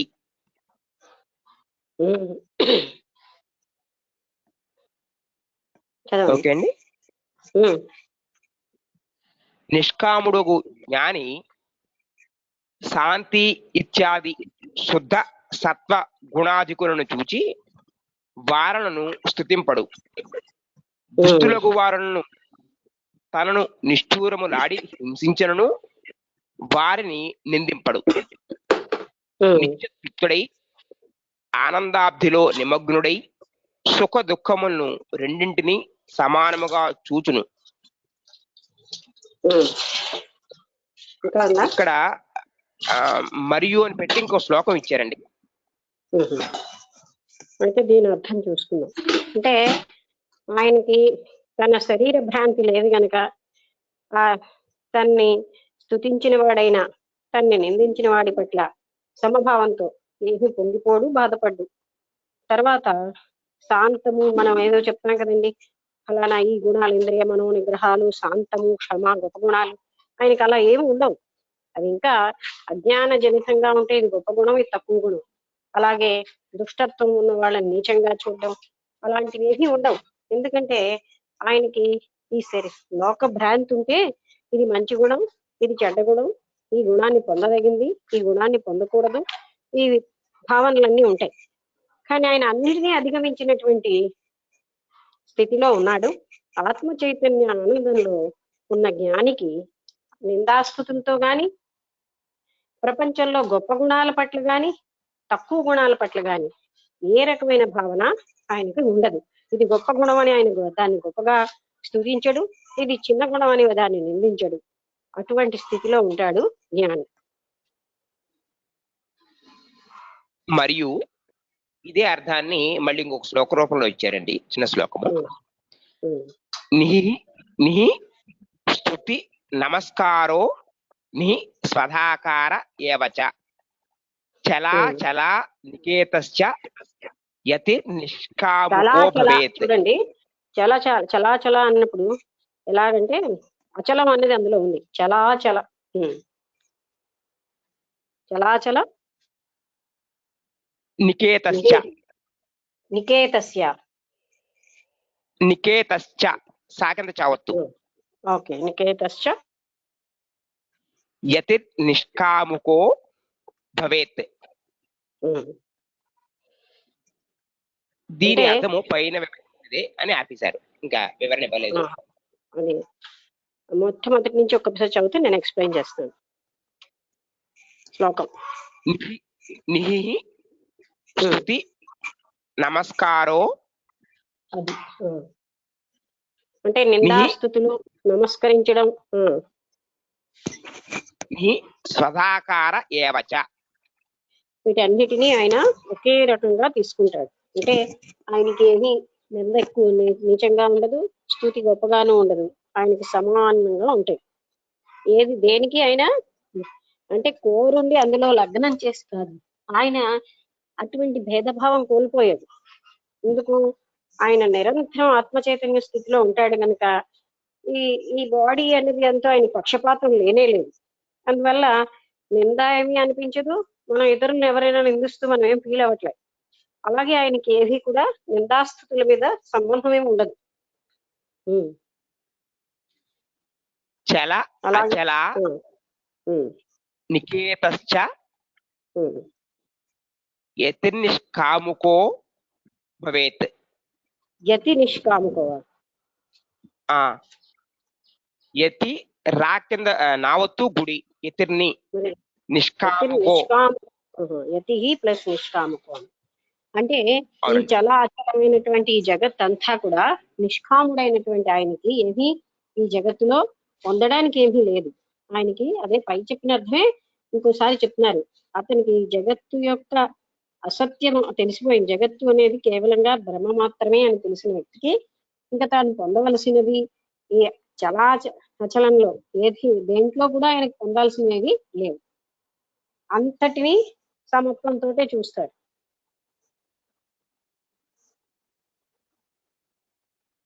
ఓకే అండి. 83వ శ్లోకము. ధీరో న ద్వేష్టి సంసార మాత్మానం నది దుష్టతి హర్ష అమర్ష వినిర్ముక్తో న మృతో న జీవతి.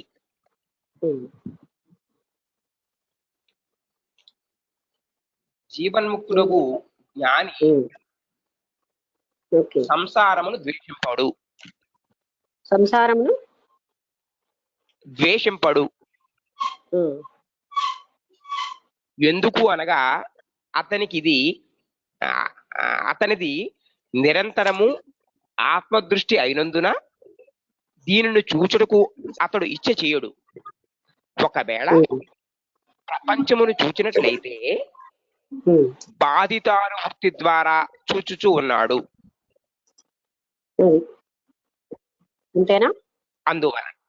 అందువలన అతడు సంసారమును ద్వేషింపడు. పరిపక్వావస్థ యందు జ్ఞాని ఆత్మను కూడా చూడడు అని చెప్పవలసి ఉన్నది. ఎందుకు అనగా స్వయముగా తానే ఆత్మయై ఉన్నప్పుడు మరి చూడబడు వస్తువు వేరే ఎక్కడ ఉన్నది?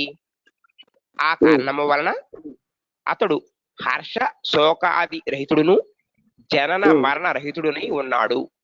Full stop. అంతేనండి. అంతేండి. అంటే జ్ఞాని లక్షణాలు ఇంకోసారి కన్ఫర్మేషన్ తోటి చెప్తున్నారు. ఏంటంటే జ్ఞానికి ఈ జగత్తు నిత్యముగా ఉన్నది అన్న భ్రాంతి లేకపోవడంతో ఆయన జగత్తుని అసలు అంటే ప్రత్యేకంగా వేరుగా చూడడు. మొట్టమొదటి ఒక్కసారి చదవండి, అప్పుడు నాకు అది ఇక్కడ చెప్పిన ప్రత్యేక లక్షణం ఏమిటి తెలుసు. జీవన్ముక్తుడుగు జ్ఞాని సంసారమును ద్వేషింపడు. ద్వేషించడం అన్న చాలు. ఇక్కడ హైలైట్ ఏమిటంటే ద్వేషింపడు అన్నది. అంటే అతను సంసారం అంటే ఈ ప్రపంచం ఉన్నది అని జగత్ అంతటిని ఆయన ద్వేషించడు. ఎందుకంటే ఆయనకి దాంతో పని లేదు. అది ఇప్పుడు మనకి తెర మీదే జరుగుతుంది అని తెలుసు, దాన్ని ఏది జరిగినా మనకు సంబంధం లేనట్టుగా, అలాగే జ్ఞానికి ఇక్కడ ఏమైనా ఆయన కేవలంగా తన ఆత్మ చైతన్యంలో ఉంటాడు. అది కేవలం చైతన్య స్వరూపంగా ఉన్నది అని తెలిసిన దాని మీద ఆయనకి ద్వేషము లేదు, రాగము లేదు.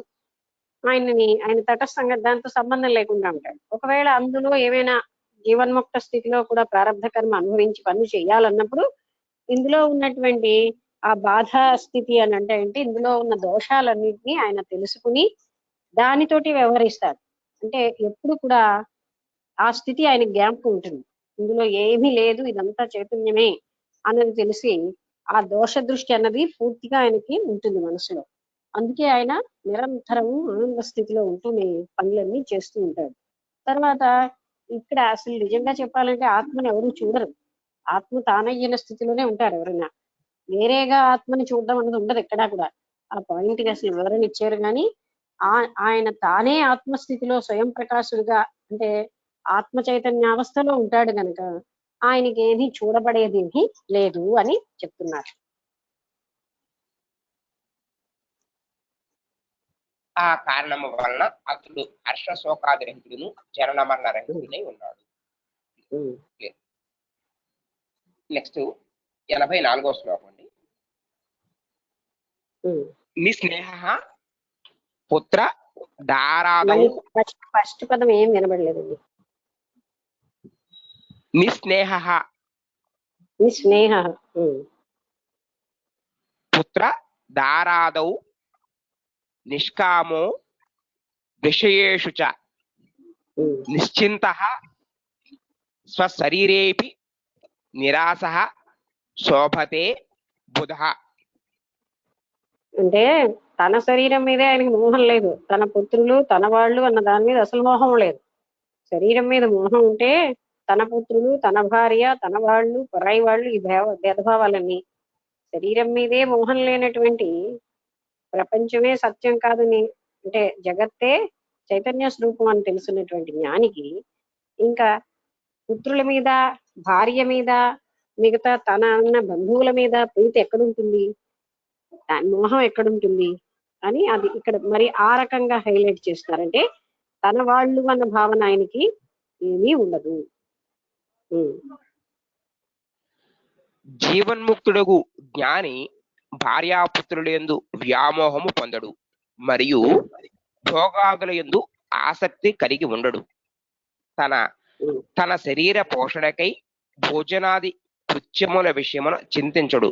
కావుననే అతడు సర్వత్రా ప్రకాశ స్వరూపుడై వెలుగొందుచూ ఉన్నాడు. అంటే ఆయనకి తన శరీరం యొక్క నిత్యత్వమే లేదు, తన వాళ్ళన్న భావన లేదు, ఇంకా తన శరీరం ఎలా పోషించబడుతుందన్న భావన ఆయనకి లేదు. ఎందుకంటే అది సత్యము, దాన్ని జాగ్రత్తగా ఉంచుకోవాలి అంతే కదా, జగత్తు సత్యము, జగత్తులో ఏవో పనులు చేయాలి అనే వాళ్ళకి ఈ భావనలన్నీ ఉంటాయి. కానీ ఆయన పూర్ణ జ్ఞానుడు గనక ఆయన ఇలాంటి ఏ భ్రాంతి లేకుండా సుఖంగా ఉంటాడు తన ఆత్మస్థితిలో. నెక్స్ట్ 85వ శ్లోకము. పుష్టి సర్వత్రా ధీరస్య తుష్టి పదం ఎందుకో టెక్నాలజీ ప్రాబ్లం ఏమో వినబట్టం లేదు. ತುಷ್ಟಿ ತಾಕೊಮಸ್ತೇತು ಶಾಕೆಂದ ಟಾವತ್ತು ಗುಡಿ ತುಷ್ಟಿ ಸರ್ವತ್ರ ಧೀರಸ್ಯ ಯಥಾ ಪತಿತ ವರ್ತಿನಃ ಸ್ವಚ್ಛಂದಂ ಚರತೋ దేశాన్యత్రాస్త మిత సాయినః. మీకు ఈ పదాల వెనకాల అంటే మ్యూజిక్ లాగా సౌండ్లు ఏవో వస్తున్నాయి. మీరు చెప్తున్న మొదటి నుంచి ఉంది ఇవాళ. మీరు ఉచ్చరించిన దానికి అంటే గానం పాడుతూ ఉంటే సైడ్ మ్యూజిక్ లాగా సౌండ్ ఏదో వస్తూనే ఉంది. ఏదో వస్తున్నాయి, సౌండ్లు ఏవో వస్తున్నాయి వేళ. ఓకే అండి. జీవన్ముక్తుడు అగు జ్ఞాని ప్రారబ్ధ వశమున ఏ ఏ పదార్థములు ప్రాప్తించుచూ ఉన్నవో ఆయా పదార్థములతో ఆ విధములకు సంతుష్టుడు అగుచూ ఉన్నవాడై మరియు స్వచ్ఛందముగా ఆ ప్రకారముగా దేశముల యందును అడవుల యందును నగరాదుల యందును సంచరించుచు నిరంతరము సంతుష్టుడై ఉంటూ ఉన్నాడు. ఇప్పుడు ఏంటంటే ఇందులో హైలైట్ చేసిన గుణం సంతుష్టి. సంతుష్టి సతతాయోగి అంటే ఎప్పుడు నిరంతరంగా సంతుష్టుడై ఉంటాడు ఆ పరిపూర్ణమైన జ్ఞాని. ఆయన ఒక పెద్ద నగరంలో ఉన్నా, అడవిలో ఉన్నా, దేశంలో ఉన్నా, ఎక్కడ ఉన్నా ఆయన నిరంతరమైన తృప్తితో, ఇంకా ఏదైనా శరీరానికి లభించినా లభించకపోయినా నిరంతర తృప్తుడై, తుష్టి అంటే తృప్తి, ఆయన చరిస్తూ ఉంటాడు.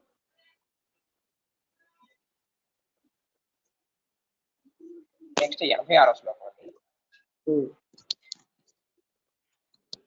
పతతు దేతు వా దేహో వినబడలేదు ఫస్ట్ పదం.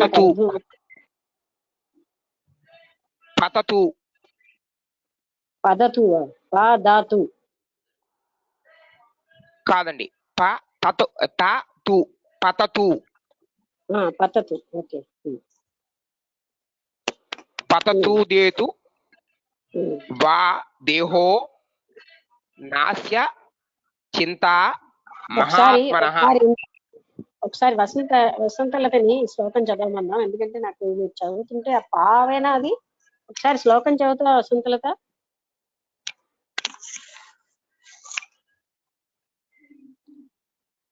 వెనక సౌండ్ ఒకటి డిస్టర్బెన్స్ బాగా ఉంది. 86వ శ్లోకం అండి. కొంతసేపు దాన్ని చదవమందాం. ఓకే సరే, చదువుతాను. 86 శ్లోకమా? ఆయన చదువుతుంటే వెనకాల ఇవాళ బాగానే చదివారు, కానీ మీ వెనకాల మ్యూజిక్ ఒకటి వస్తుంది. ఒక నిమిషం పీడిఎఫ్ నేను వింటున్నాను అన్నమాట. ఓకే, 86 శ్లోకం 21. ఓకే, చూసాను వచ్చింది. పతతు దేతు మా దేతు నాస్య చింతా మహాత్మనః స్వభావ భూమి విశ్రాంతి విస్మృతా శేష సంస్కృతేః. పతతు దేతు వా దేహు నాస్య చింతా మహాత్మనః స్వభావ భూమి విశ్రాంతి విస్మృతా శేష సంస్కృతేః. దాని అర్థం చదవనా, పదవిచ్ఛేదం చదవనా? అర్థం చదువు. జీవన్ముక్తుడగు జ్ఞానికి నిజస్వరూపమే అధిష్టాన భూమి, ఓకే, అది ఏ విశ్రాంతి స్థానము. ఎవడు తన స్వరూపమగు అధిష్టానమునందు విశ్రాంతిని పొందుచు సర్వమును విస్మరించుచున్నాడో ఈ దేహముండినను నశించినను కొంచెము కూడా చింత ఎవనికుండదో వాడే జీవన్ముక్తుడు. అంటే జీవన్ముక్తి లక్షణాలు ఇంకా చెప్పు. అతడే సంసారము నుండి విముక్తి పొందినవాడు. స్వభావ భూమి అనగా అధిష్టానాత్మ అని అర్థం. అంటే దీని మొత్తం సంసారానికి అధిష్టానమైన ఆత్మ చైతన్య స్థితిని తాను పొందిన వ్యక్తి, తాను అందులో ఉన్న వ్యక్తికి, ఆయన జ్ఞానికి అసలు ఇంక ఏ రకమైన భ్రాంతి ఉండదు. ఆయన జీవించున్నా మరణించున్నా, అంటే శరీరం ఉన్నా శరీరం లేకపోయినా దాంతో సంబంధం లేకుండా ఉంటారు. అంటే ఆ శరీరం నేను అనే భ్రాంతి పూర్తిగా పోయి తాను చైతన్య స్వరూపుణ్ణి అని అధిష్టానం, జగత్తుకు అధిష్టానమైనటువంటి ఆ ఆత్మ చైతన్యాన్ని చూస్తున్న వ్యక్తికి జగత్తులో భ్రాంతి లేదు, శరీరం మీద భ్రాంతి లేకుండా, శరీరం యొక్క చావు పుట్టుకలతో సంబంధం లేకుండా అస్తిత్వంతో కూడా ఆ విధంగా ఆత్మస్థితుడై ఆనంద స్థితిలో ఉంటాడు జ్ఞాని. మరొక శ్లోకం ఉంది 87. అకించన కామచారో నిర్ద్వంద్వశ్చిన్న సంశయః. చిన్న సంశయం. అకించన కామచారో నిర్ద్వంద్వశ్చిన్న సంశయః అసక్త సర్వభావేషు కేవలో రమతే బుధః. జీవన్ముక్తుడగు నిర్వికారి అయి సంసారమునందు మెలగుచున్నాడు. అతని దగ్గర అది తాత్పర్యం చదివిదా అంతాను. జీవన్ముక్తుడకు నిర్వికారి అయి సంసారమునందు మెలగుచున్నాడు. అతని దగ్గర ఎట్టి సంచితమును ఉండదు. అతడు విధి నిషేధములకు కింకరుడు కాడు. స్వచ్ఛందముగా తన ఇచ్ఛానుసారము తిరుగును. సుఖ దుఃఖాది ద్వంద్వరహితుడును సమస్త సంశయరహితుడును అయి అతడు ఏ పదార్థమునందును ఆసక్తి నీడడు. ఆసక్తిని కలిగి ఉండదు. అంటే నిర్వికారుడు, ఏ వికారము లేకుండా ఉంటాడు. జీవన్ముక్తుడైనటువంటి వికారాలు ఏమీ లేనటువంటి ఆ జ్ఞాని ఎప్పుడు కూడా తన ఆత్మ చైతన్య స్థితిలోనే ఉంటూ, ఇందులో హైలైట్ చేసిన విషయం ఏంటి? హైలైట్ చేసిన విషయం అతని దగ్గర సంచితం ఏమీ ఉండదు, విధి నిషేధములకు కింకరుడు కాడు. చాలు. అంటే ఆయన ఇది తనకి కర్తవ్యం, ఇది కాదు అనేవి ఆయనకు ఉండవు. ఇంతకు ముందు కూడా ఇది చర్చించబడింది, కానీ ఇంకొకసారి ఆయనకి సంచిత కర్మ ఎప్పుడు ఉండదు, కేవలం ప్రారంధమే ఉంటుంది. ఆగామి కర్మ కూడా ఉండదు, ఎందుకంటే ప్రారంధ కర్మ బంధించదు గనక ఆయనకి ఆగామి కర్మ కూడా లేదు. ఆయన నిరంతరము అంటే కింకరుడు అని అంటే అటువంటి వాటిలో నిమగ్నుడై ఉండడం. ఇది విధి, ఇది కాదు, ఇది కర్తవ్యం, ఇది చేయకూడని పని, చేయవలసిన పని అని లేకుండా స్వేచ్ఛగా ఉంటూ యథేచ్ఛగా అతను ఇష్టమైనట్టుగా జీవించగలడు. ఆయన ఇష్టం అంటే ఆయనకి సామాన్యంగా దేంతోటి సంబంధం లేదు, ఆయన కేవలం ఆత్మ చైతన్యంలో తృప్తుడై జీవిస్తూ ఉంటాడు. అదే నెక్స్ట్ మరొక శ్లోకం చదువుతాను. మరొక శ్లోకం. నిర్మమః శోభతే ధీరః సమలోష్టాశ్మ కాంచనః సుభిన్న హృదయ గ్రంథిర్నిర్ధూత రజస్తమః. మరొకసారి చదువుతాను. నిర్మమః. అర్థమైంది. సరే, ఓకే.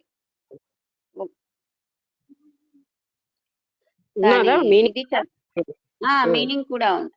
మీనింగ్ మమతారహితుడగు జ్ఞాని ప్రకాశ స్వరూపుడై సర్వోత్కృష్టుడగుచున్నాడు. ఎందుకనగా అతని దృష్టిలో మట్టి పెళ్ళయు బంగారమును ఒక్కటియే. ఆత్మజ్ఞాన బలము వలన అతని హృదయ గ్రంథులు చిన్నాభిన్నములై రజస్తమో రూపమైన మలము మచ్చునకైనను కనిపించక మాయమైపోగుచున్నది. ఆత్మజ్ఞానికి మట్టి పెళ్ళ బంగారం ఒకటే. ఇది గీతలో కూడా చెప్పబడింది ఈ శ్లోకం. ఎందుకంటే మనకి ఏంటంటే బంగారం మనం ధర రూపంలో చూస్తాం. బంగారం ఎందుకు మనం విలువిస్తున్నాం? అది ఒక గ్రాము బంగారాన్ని అమ్మితే చాలా ధనం వస్తుంది కనుక. కానీ ఆయనకి అలా కాదు. మట్టి అంతే, బంగారం ఒకటే. తనకి ధనం మీద ఎందుకు ఉండదంటే ఈ జగత్తే సత్యం కాదు, ఇందులో ఉన్నటువంటి భోగాలేవి తనకి సంబంధమే లేదు. అటువంటి వ్యక్తికి వేటి మీద సమభావమే ఉంటుంది. అంటే మనం జాగ్రత్తగా చూస్తే ఎందుకు మనకి భేదభావం ఉంది అంటే బంగారం వల్ల ధనము, ధనం వల్ల ఇంద్రియ సుఖాలు వస్తున్నాయి గనక, పొజిషన్స్, మనం కావాలనుకున్న వస్తువులు వస్తున్నాయి గనక. అవి ఏవీ లేని వ్యక్తికి, జగత్తే భ్రాంతి అని తెలిసిన వ్యక్తికి, తన శరీరమే సత్యము కాదని తెలిసిన వ్యక్తికి మమకారం లేదు, శరీరం మీద అభిమానం ఏమీ ఉండదు. ఆయన నిశ్చింతగా జీవిస్తూ ఉంటాడు. ఆయనకి ఏ రకమైనటువంటి మోహము లేకుండా సమభావంతో ఆనందంగా జీవిస్తూ ఉంటాడు జ్ఞాని. దీని ఆ గీతా శ్లోకం అన్నది ఒకసారి చూసిరా? అది ఉన్నది ఇక్కడే, చూడమంటే చూస్తాను. అంటే పర్వాలేదులే, అక్కడ కూడా జ్ఞానికి మట్టి పైన బంగారం అనేటటువంటి తేడా ఏమీ లేదు అని చెప్పారు. ఇదే వాక్యం, అదే అందులో ఈ సమలోష్టాశ్మ కాంచన అన్న వర్డ్, అది ఫ్రేజు ఇందులోనే ఉంది, అందులోనే ఉంది. అదే నాకు జ్ఞాపకం వచ్చింది. సరే, ఓకే. నెక్స్ట్ గీతలో కూడా అదే రాసింది. తర్వాత నెక్స్ట్ శ్లోకం 89. సర్వత్రానవధానస్య, చూడు, సర్వత్రానవధానస్య న కించిద్వాసనా హృది ముక్తాత్మనో వితృప్తస్య తులనా కేన జాయతే. దేనితో పోల్చగలం అంటే అలాంటి ముక్తి పొందినటువంటి ఆత్మస్థితిని దేనితో పోల్చగలం ఇంకా అని రెండో అంటే లైన్ అర్థం. ఓకే, చదువు. కరెక్ట్. ఏ విషయమునందును మనస్సుతో నెవనికి అభిరుచి కలుగలేదో, అనగా విషయ సుఖములను అనుభవింపవలనని కోరిక లేదో, ఎవని హృదయమునందు వాసనాలేశము కొంచెమైనను లేదో, అతడే అధ్యాసరహితుడైన జ్ఞాని. అట్టి జ్ఞానిని ఎవనితో సాదృశ్యము చేయనగును, జ్ఞానికి జ్ఞానియే సాటి. అంటే విషయ సుఖాలు, విషయ వాసన, అపేక్షలు ఏమీ లేవని, తర్వాత అధ్యాస, నేను శరీరాన్ని, జగత్ ఇది సత్యము, ఇవేవి ఆయనకి లేవు. అంటే ఆయనకి భోగాపేక్షలు ఏమీ లేవు, విషయవాంఛలు లేవు. అటువంటి ముక్తుడైనటువంటి ఆ జ్ఞానిని సాటైన వాళ్ళు ఎవరైనా ఉంటారా? ఆయన ఆనందంతో సాటైన ఆనందం ఎక్కడా ఉండదు. అతన్ని ఎవరితో పోల్చగలం? ఎవరితో పోల్చలేం. జ్ఞానిని జ్ఞానితోనే పోల్చాలి. అంటే అంత ఆనంద స్థితిలో ఏ రకమైన విషయభోగాలు లేకుండా నిరంతరం తన ఆత్మలోనే రమిస్తున్నటువంటి ఆ ఆత్మజ్ఞాన్ని ఎవరితో పోల్చగలం? కేవలం జ్ఞానితోనే పోల్చాలి అని చెప్తున్నారు. అధ్యాసరహితుడు అంటే, అధ్యాస అంటే ఇది బాడీ, నేను అనేది, జగత్తు సత్యము అన్ని, జగత్తు మీద ఉన్న వస్తువులన్నీ సత్యం అన్న భ్రాంతి కలిగి ఉండడం, అది అధ్యాస. సరే. నెక్స్ట్ శ్లోకం 90. లక్ష్మి, లక్ష్మి 88వ శ్లోకంలో, అంటే ఇంతకు ముందు శ్లోకంలో రజస్తమో గుణాలు, రజోస్తమో రూపమైన మలము అచ్చుకైనా కనిపించక మాయమైపోతున్నది అని ఉంది కదా. అయితే రజస్తమో గుణాలేనా, లేకపోతే సత్వగుణం కూడా ఉండకుండా ఉంటుందా? ఏ గుణము ఉండదు. మరి సత్వగుణం గుణాలకి అక్కడ చెప్పలేదు. త్రిగుణాతీతుడు అయిపోతాడు ఆయన. జ్ఞాని త్రిగుణాతీతుడు, ఏ గుణంతో బంధించబడ్డా ఆయన. అంటే ఇక్కడ చెప్పలేదు ఆ విధంగా. దానికైనా ప్రత్యేకత ఉందా? మొదలైన గుణాలను మనం అనేసుకోవాలి అలా. అంటే ఇక్కడ ముఖ్యంగా అలా రజస్తమో ఎలా గుణాలను అనేసుకో- హైలైట్ చేయడానికి కారణం ఏంటంటే రజస్తమో గుణాలే ఎక్కువగా మనకి అహంకారాన్ని తెప్పిస్తూ ఉంటాయి. క్రోధం, అసూయ, ద్వేషాలు ఇవన్నీ కూడా ఈ రజస్తమో గుణాల లక్షణాలు. అందుకని వాటిని హైలైట్ చేశారు. ఆయనకి ఆ గుణాలతో సంబంధం ఏమీ లేకుండా సాధారణంగా మామూలుగా అజ్ఞాని ఆ గుణాల వల్లే ప్రేరితుడై ద్వేషం, అసూయ, కోపము ఇలాంటి గుణాలన్నీ రావడానికి రజస్తమో గుణాలే. అహంకారం, నేను ఎక్కువ అన్న భ్రాంతి, ఇవన్నీ కూడా అజ్ఞానికి ఉంటాయి. ఆయనకి అవేమీ ఉండవు. కానీ ఇక్కడ సత్వగుణాన్ని హైలైట్ చేయకపోవడానికి ఏంటంటే సత్వగుణం అంత పెద్ద బాధించే గుణం కాదు కదా, అందువల్ల దాన్ని హైలైట్ చేయలేదు. కానీ ఆయనకి గుణాతీతుడుగా ఉంటాడు. మొట్టమొదటి నుంచి చెప్తూనే ఉన్నారు కదా, ఇది మంచి పని అని, ఇది చెడ్డ పని అని. ఆయనకి ఏం ఉండదు. ఇతనికి శాంతుడు, ఇతనికి క్షమగుణం ఉన్నవాడు, గొప్పవాడు అన్న భేదభావం లేదని ఒక శ్లోకంలో చెప్పారు కదా. అంటే సత్వగుణ లక్షణాలు ఏవి కూడా ఇది చాలా గొప్ప గుణం, ఇది చాలా నీచ గుణం అనే విధం ఏమీ ఆయనకి ఉండదు. అసలు గుణాతీతుడు ఆయన. అవసరమైనప్పుడు గుణాన్ని వాడేటప్పుడు ఆయనకి దాంతో ఏం బంధం లేకుండానే వాడతాడు. ఆలోచన అన్నది వాడాలన్నా, మనస్సుని వాడాలన్నా ఆయన బంధం లేకుండానే దాన్ని ప్రయోగిస్తాడు. అంటే ముక్తుడై, జీవన్ముక్తుడై, మొదటి తరగతికి చెందినటువంటి ఉత్తమమైన జ్ఞానికి ఇంకా ప్రారంభం పనులు చేస్తూ ఉంటే ఆయన ఎలా చేస్తాడంటే బంధరహితుడుగా చేస్తాడు. సత్వగుణాన్ని అక్కడ మెన్షన్ చేయకపోవడానికి ఏంటంటే సత్వగుణం పెద్ద హైలైట్ చేసే బాధాకరమైన గుణం కాదు. అసలు బాధాకరమైన గుణాలు ఏంటి? ఈ ద్వేషం, కోపం, అసూయ ఇలాంటి గుణాలే సత్వరజస్తున్న అంటే రజస్తమో గుణాలు. సత్వగుణం ఏమీ అంత బాధించదు కనుక హైలైట్ చేయలేదు. కానీ ఆయనకి సత్వగుణ లక్షణాలు గొప్పవని లేవు, ఈ గుణాలు తక్కువని ఉండవు. అది ఆయన. అందుకనే ఆ గుణాలన్నిటితోటి ఆయన గుణాతీతుడు. 3 గుణాలకి అతీతంగా జీవిస్తూ ఉంటాడు. ఎందుకంటే ఏది ఆయనకి ఇది మంచి గుణము, ఇది చెడ్డ గుణము అనే సంగతి ఏం సంబంధం లేదు ఆయనకి. అది ముందు ఒక శ్లోకంలో చెప్పారు కదా, శాంతము, ఇలాంటి లక్షణాల పట్ల ఆయన ఎక్కువగా గొప్పగా చూడడు. తర్వాత మరో అధర్మం అంటే అధర్మం అని కాకపోయినా ఏముంటాడు, మరో దాని వ్యతిరేక గుణాలను కూడా ఆయన నీచంగా చూడడు అని ఒక శ్లోకం ఇచ్చారు. అందుకని ఆయన గుణాలతో సంబంధం ఏమీ లేదని చెప్పడం అనమాట. ఇప్పుడు సత్వరజస్తమో గుణాలు కామ క్రోధాది అని అర్థం. అంటే కామ, క్రోధ, మద, మోహ, లోభ, మాత్సర్యాలన్నీ మెన్షన్ చేయకుండా అలా చెప్తాం. అలాగే ఇంకోటి ఏం చెప్తాము, సమధమాదులు అంటాం. ఆ సమధమాది అన్ని రకాల ఆ ప్రక్రియల పేర్లు చెప్పకుండా అలా వాడేస్తాం. ఇక్కడ ముఖ్యంగా హైలైట్ ఏంటంటే రజస్తమో గుణాలు ఆయనకి ఏవి కూడా అక్కడ ఉండవు. ఉంటే ఆయన మామూలుగానే జీవిస్తూ ఉంటాడు. కానీ సత్వగుణానికి కూడా లోనై ఉండడు, గుణాతీతుడుగా ఉంటాడు. ఓకే సారదా? సరే.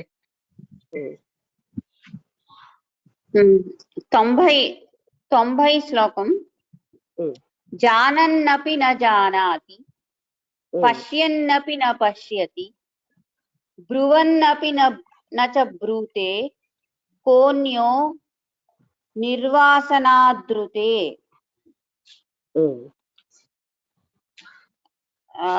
దాని మీనింగు, జీవన్ముక్తుడగు జ్ఞాని పదార్థములను తెలుసుకొనుచున్న వాని వలె నున్నను తెలిసికొనడు, చూచుచున్నట్లుండినను చూడడు, మాట్లాడుచున్నట్లుండినను మాట్లాడడు. లోక దృష్టికి మాట్లాడుచున్నట్లు, చూచుచున్నట్లు, తెలుసుకొనుచున్నట్లు ఉండినను పరమార్థ దృష్టికి చూచుటలేదు, తెలుసుకొనుటలేదు, మాట్లాడుటలేదు. వాసనారహితుడకు జ్ఞానికి తప్ప తక్కిన వాని కెవనికి అట్లు చేయుట సాధ్యపడదు. అది ఆయన చూడటం లేదు, మాట్లాడటం లేదు. ఇంకోటి ఏంటి, తెలుసుకున్నట్లున్నను తెలుసుకొనడు. అంటే పర్సీవ్ అంటే గ్రహించటం లేదు. అంటే లోకంలో ఉన్నటువంటి ఇది వస్తువు, ఇది ఫలానా, ఇది పుస్తకం అలా గ్రహించట్లేదు. ఆ స్థితి ఉంటుంది. ఆయన నిరంతరం ఆత్మచైతన్యంలో ఉండడం వల్ల అంటే ఆయనకి ఇది దాంట్లో ఆసక్తి లేదు, ఎందుకంటే ఇది సత్యం కాదన్నది తెలిసిపోయింది. తర్వాత ఆయన నిరంతరం తన ఆత్మ చైతన్యంలోనే ఉంటాడు. అందుకని ఆయన చూస్తున్నా అంటే ఆయన కళ్ళు చూస్తున్నా చూడటంలే, వింటున్నా వింటంలే, మాట్లాడుతున్నా మాట్లాడటంలే, ఈ వస్తువులన్నీ గ్రహిస్తున్నా గ్రహించటం లేదు. ఆ స్థితి ఒక జ్ఞానికే తెలుస్తుంది. అలాంటి స్థితి ఆ జ్ఞానికే సంభవం, అందరికీ కాదు. అంటే తాను ఎప్పుడూ వేరే ఒక దానిలోనే ఉంటాడు. ఇవన్నీ అంటే అలా అని మనస్సుని ఇక్కడో పెట్టే వాళ్ళకి దీనికి చాలా తేడా ఉంది. అంటే ఏదో అన్య మనస్కులుగా ఉన్న వాళ్ళు కూడా మరో దాని మీద మనస్సు లగ్నమైనప్పుడు కూడా చూస్తున్నా చూడనట్టు ఉంటారు. దానికి దీనికి చాలా తేడా ఉంది. అక్కడ మనస్సు పడి ఇతనికి మనస్సే పూర్తిగా శుద్ధ మనస్సు అయిపోయింది కనుక ఆయనకి వీటితోటి మోహం ఏమీ లేదు, బంధం ఏమీ లేదు, అనురాగం లేదు, విరక్తి లేదు. అలాంటి స్థితిలో ఉంటాడు జ్ఞాని. ఈ ఎన్ని గంటల వరకు ఇవాళ 8:15 ఏంటి ఇవాళ ఏమైనా మార్పు ఏమైనా ఉందా? దేవి నవరాత్రి రేపటి నుంచి 8తో ముగించేద్దాం దేవి నవరాత్రి. సరే, నెక్స్ట్ 91వ శ్లోకము మాట్లాడుతాం, చెప్తున్నా. భిక్షుర్వా కాకింద క్షా, మరి అదే కదా భిక్షుర్వా భూపతిర్వాపి యో నిష్కామస్స శోభతే భావేషు గళితాయస్య శోభనామతి. ఇంత క్లియర్ గా ఉంది. భిక్షువైనా ఆయన రాజైనా ఆయనకి ఏది కూడా దాంతో సంబంధమే లేదు. అంటే నేను జ్ఞాని ఒక భిక్షువుగా ఉన్నా, మహారాజుగా ఉన్నా, ఆ స్థితితో ఆయనకి ఏమీ సంబంధం లేదు. ఆ రకమైన గణితం అంటే లెక్కించడం అజ్ఞానికే గాని జ్ఞానికి ఎప్పుడు కూడా వాటితోటి నేను గొప్పగా ఉన్నాను, నేను తక్కువగా ఉన్నాను, లోక దృష్టిలో ఉన్న వ్యవహారాలతో ఆయనకి ఏమీ సంబంధం ఉండదు. ఆయన సమభావంలోనే ఉంటాడు. మీనింగ్ కూడా చదువుతాను. ఉత్తమ పదార్థములందు ఇచ్చగాని అనుత్తమ పదార్థముల యందు దోషబుద్ధి గాని లేనివాడే నిష్కామి. అట్టి నిష్కాముడగువాడు భిక్షువగుగాక లేక భూపతి అగుగాక ప్రపంచమున అతడే సర్వోత్కృష్టుడగుచున్నాడు. రాజులై ఉండి నిష్కాములైన శ్రీరామచంద్రమూర్తి. ఇక ఇంకో 2-3 లైన్లు ఉన్నాయి, ఇక్కడ కట్ చేసి రాజులై ఉండి నిష్కాములైన శ్రీరామచంద్రమూర్తి మొదలగు వారి యశస్సు ఇంతవరకు గానము చేయపడుచునే ఉన్నది. మరియు విరక్తులలో జడ భరత దత్తాత్రేయ యాజ్ఞవల్క్యాది మహాపురుషుల పవిత్ర చరితము హస్తాకమలము వలె అందరి దృష్టి యందు తాండవమాడుతున్నది. అది అంటే జ్ఞానికి నిష్కామంగా ఉంటాడు. ప్రపంచంలో ఏదో ఉత్తమమైనది అది గొప్పదని, ప్రపంచంలో నీచమైనది నీచమని అనే దృష్టి ఆయనకు ఉండదు. ఆయన నిరంతరంగా ఆత్మ చైతన్యంలో ఉండి తృప్తుడుగా ఉంటాడు. నిష్కాముడు అంటే ఏమీ ఆయనకి ఏ విషయంలోని కూడా కోరిక ఏమీ లేదు. అలాంటి నిష్కామమైనటువంటి ఆయన భిక్షువైనా రాజైనా ఆయనకు ఒకటే, భూపతి అంటే రాజు. అందుకే అలా నిష్కామత్వంతో ఉన్నటువంటి శ్రీరామచంద్రుడి యొక్క గుణగానాన్ని ఇప్పటికీ మనం చేస్తూనే ఉంటున్నాం, ఆయన రాజ్యమైన స్థితిని అంటూ ఉదాహరణలు ఇచ్చారనమాట. యాజ్ఞవల్కుడు, జడభరతుడు, ఇలాంటి అంటే దత్తాత్రేయుల వారు, ఇలాంటి వాళ్ళు అంటే విరక్తులు అంటే వైరాగ్యం అని, ఇలాంటి వాళ్ళకి ఏ రకమైనటువంటి కామము లేకపోయినా, కోరికలు లేకుండానే వాళ్ళు వాళ్ళ యొక్క అంటే వాళ్ళు భిక్షాటన చేయడం ఇలాంటివన్నీ చేసి జీవితాన్ని గడిపారు. అందుకని వాళ్ళు వైభవం కూడా మనం చెప్పలేము. అంటే ఇక్కడ ఏంటంటే బాహ్యంగా వాళ్ళ వృత్తి ఏదైనా, రాజైనా భిక్షువైనా, వాళ్ళ యొక్క స్థితిని మనం గుణగానం చెయ్యలేము అని చెప్పడం. అక్కడ భిక్షువా రాజా అన్నది ముఖ్యం కాదు. ఎందుకంటే అది మామూలు సామాన్య జనులకి ఇది చిన్నది ఇది పెద్దది అని ఉంటుంది. అందుకే పరమ గురువుల దృష్టిలో ఇది చిన్నది ఇది పెద్ద పని అని ఉండదని అడ్వకేట్ ఆఫ్ ది మాస్టర్ లో మనం తెలుసుకున్నాం. మనకే ఉంటాయి ఈ చిన్న పని ఇది పెద్ద పని. ఏ పని వల్ల అయితే అధిక ధనలాభం వస్తుందో అది పెద్ద పని అంటాం. ఏ 10 నెలలు ఎక్కువ ధనలాభం లేదో దాన్ని చిన్న పని అంటాం. అలాగే ఏ పనిని 10 మంది కీర్తిస్తూ పొగుడతారో దాన్ని పెద్ద పని అంటాం. ఏ పనిని ధనలాభం రాకుండా కీర్తి రాదో చిన్న పని అంటున్నాం. ఇలాంటివన్నీ మనం పరిభాషలు ఇక్కడ ఈ మనకుంటాయి, నియమాలు ఇలా ఉంటాయి. కానీ అక్కడ ఆ జ్ఞానం వచ్చిన తర్వాత వాళ్ళకి అన్ని సమానమే. అందుకే వాళ్ళకి భిక్షువుడి మీద, రాజు అని రెండిటి మీద సమాన దృష్టి ఉంటుంది.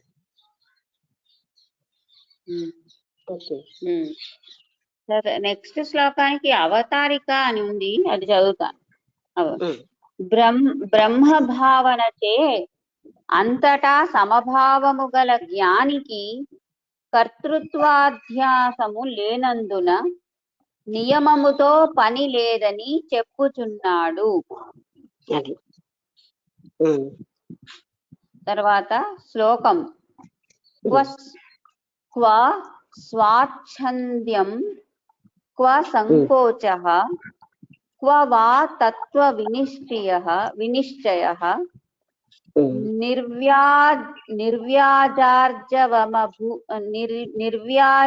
నిర్వ్యాజార్జవభూతస్య చరితార్థస్య యోగినః. మీనింగ్: నిష్కపటియు, నిర్మలుడును, సరళవర్తనుడును, స్వాత్మనిష్ఠాపరుడును, స్వచ్ఛంద విహారియును అగిన జ్ఞానికి సంకోచమెక్కడ, వృత్యాది స్వేచ్ఛా సంచరణమెక్కడ, పదార్థాధ్యాసయే లేని వీనికి కర్తృత్వమెక్కడ. అంటే ఇంకా ఆయనకి ప్రపంచము అన్న దాని మీద ఏమీ అది అస్తిత్వం ఉంది అన్న భ్రాంతి లేదు, దేహం ఉంది అనేటటువంటి భ్రాంతి లేదు.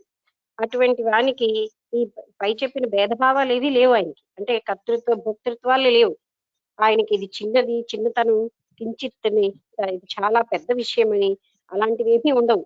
అటువంటి వ్యాపారాలంటే అటువంటి పనులతోటి ఏమీ సంబంధం లేకుండా ఉంటాడు ఆయన. అంటే ఆయనకి ఏ కర్మలోని కూడా సంఘం లేదు. అందుకే అదే విషయం మళ్ళీ మనకి ఇందులో మరొకసారి చెప్పారనమాట. ఆయనకి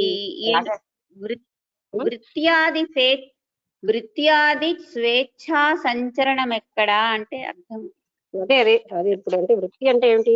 పనులు. ఈ వృత్తి అని, ఈ పనులు చిన్నవి, ఈ పనులు పెద్దవి అనే, లేదా ఇది నా కర్తవ్యం, ఇది నా కర్తవ్యం కాదు, అలాంటివి ఏమీ లేకుండా ఆయన స్వేచ్ఛగా ఉంటాడు. అంటే ఈ పనులు ముఖ్యము, ఈ పనులు పెద్దవి గనక ఇవే చేస్తాను, ఈ పనులు ముఖ్యము గనక అనే భేదం ఏమీ కూడా ఆయనకి లేదు. వృత్యాది అంటే వృత్తులేమీ లేవు ఆయనకి. అంటే శరీరంతో చేసే పనులు, మానసిక వృత్తులు ఏమీ ఉండవు ఆయనకి. అందుకే ఆయన స్వేచ్ఛగా ఉంటాడు. తర్వాతది 93వ శ్లోకం. ఆత్మ విశ్రాంతి తృప్తేన నిరాశేన గతార్తిన అంతర్యదనుభూయేత తత్కథం కస్య కథ్యతే.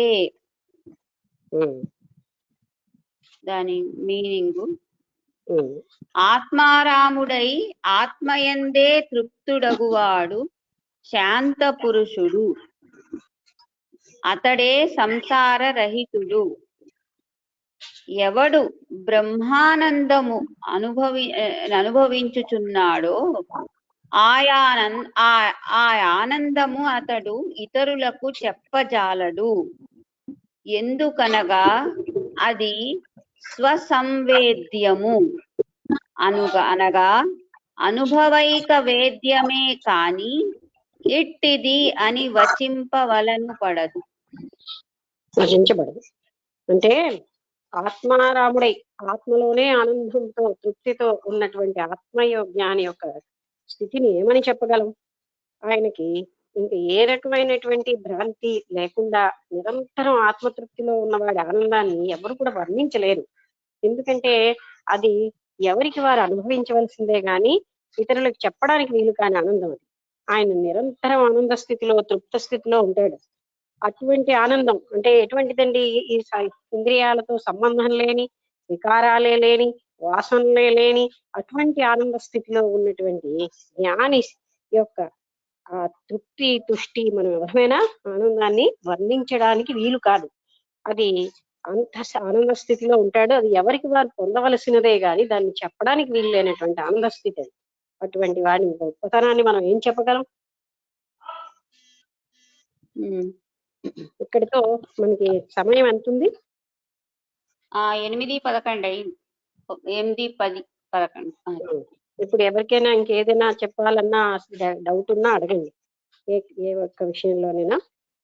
అంటే ఇంతసేపు కూడా జ్ఞాని యొక్క లక్షణాలు చెప్తున్నారు. రిపీటెడ్ గా కొన్ని రిపీట్ అవుతున్నట్టే మనకు అనిపిస్తాయి, ఎందుకంటే అవే లక్షణాలు కనుక రకరకాల యాంగిల్లో చూపిస్తున్నారు.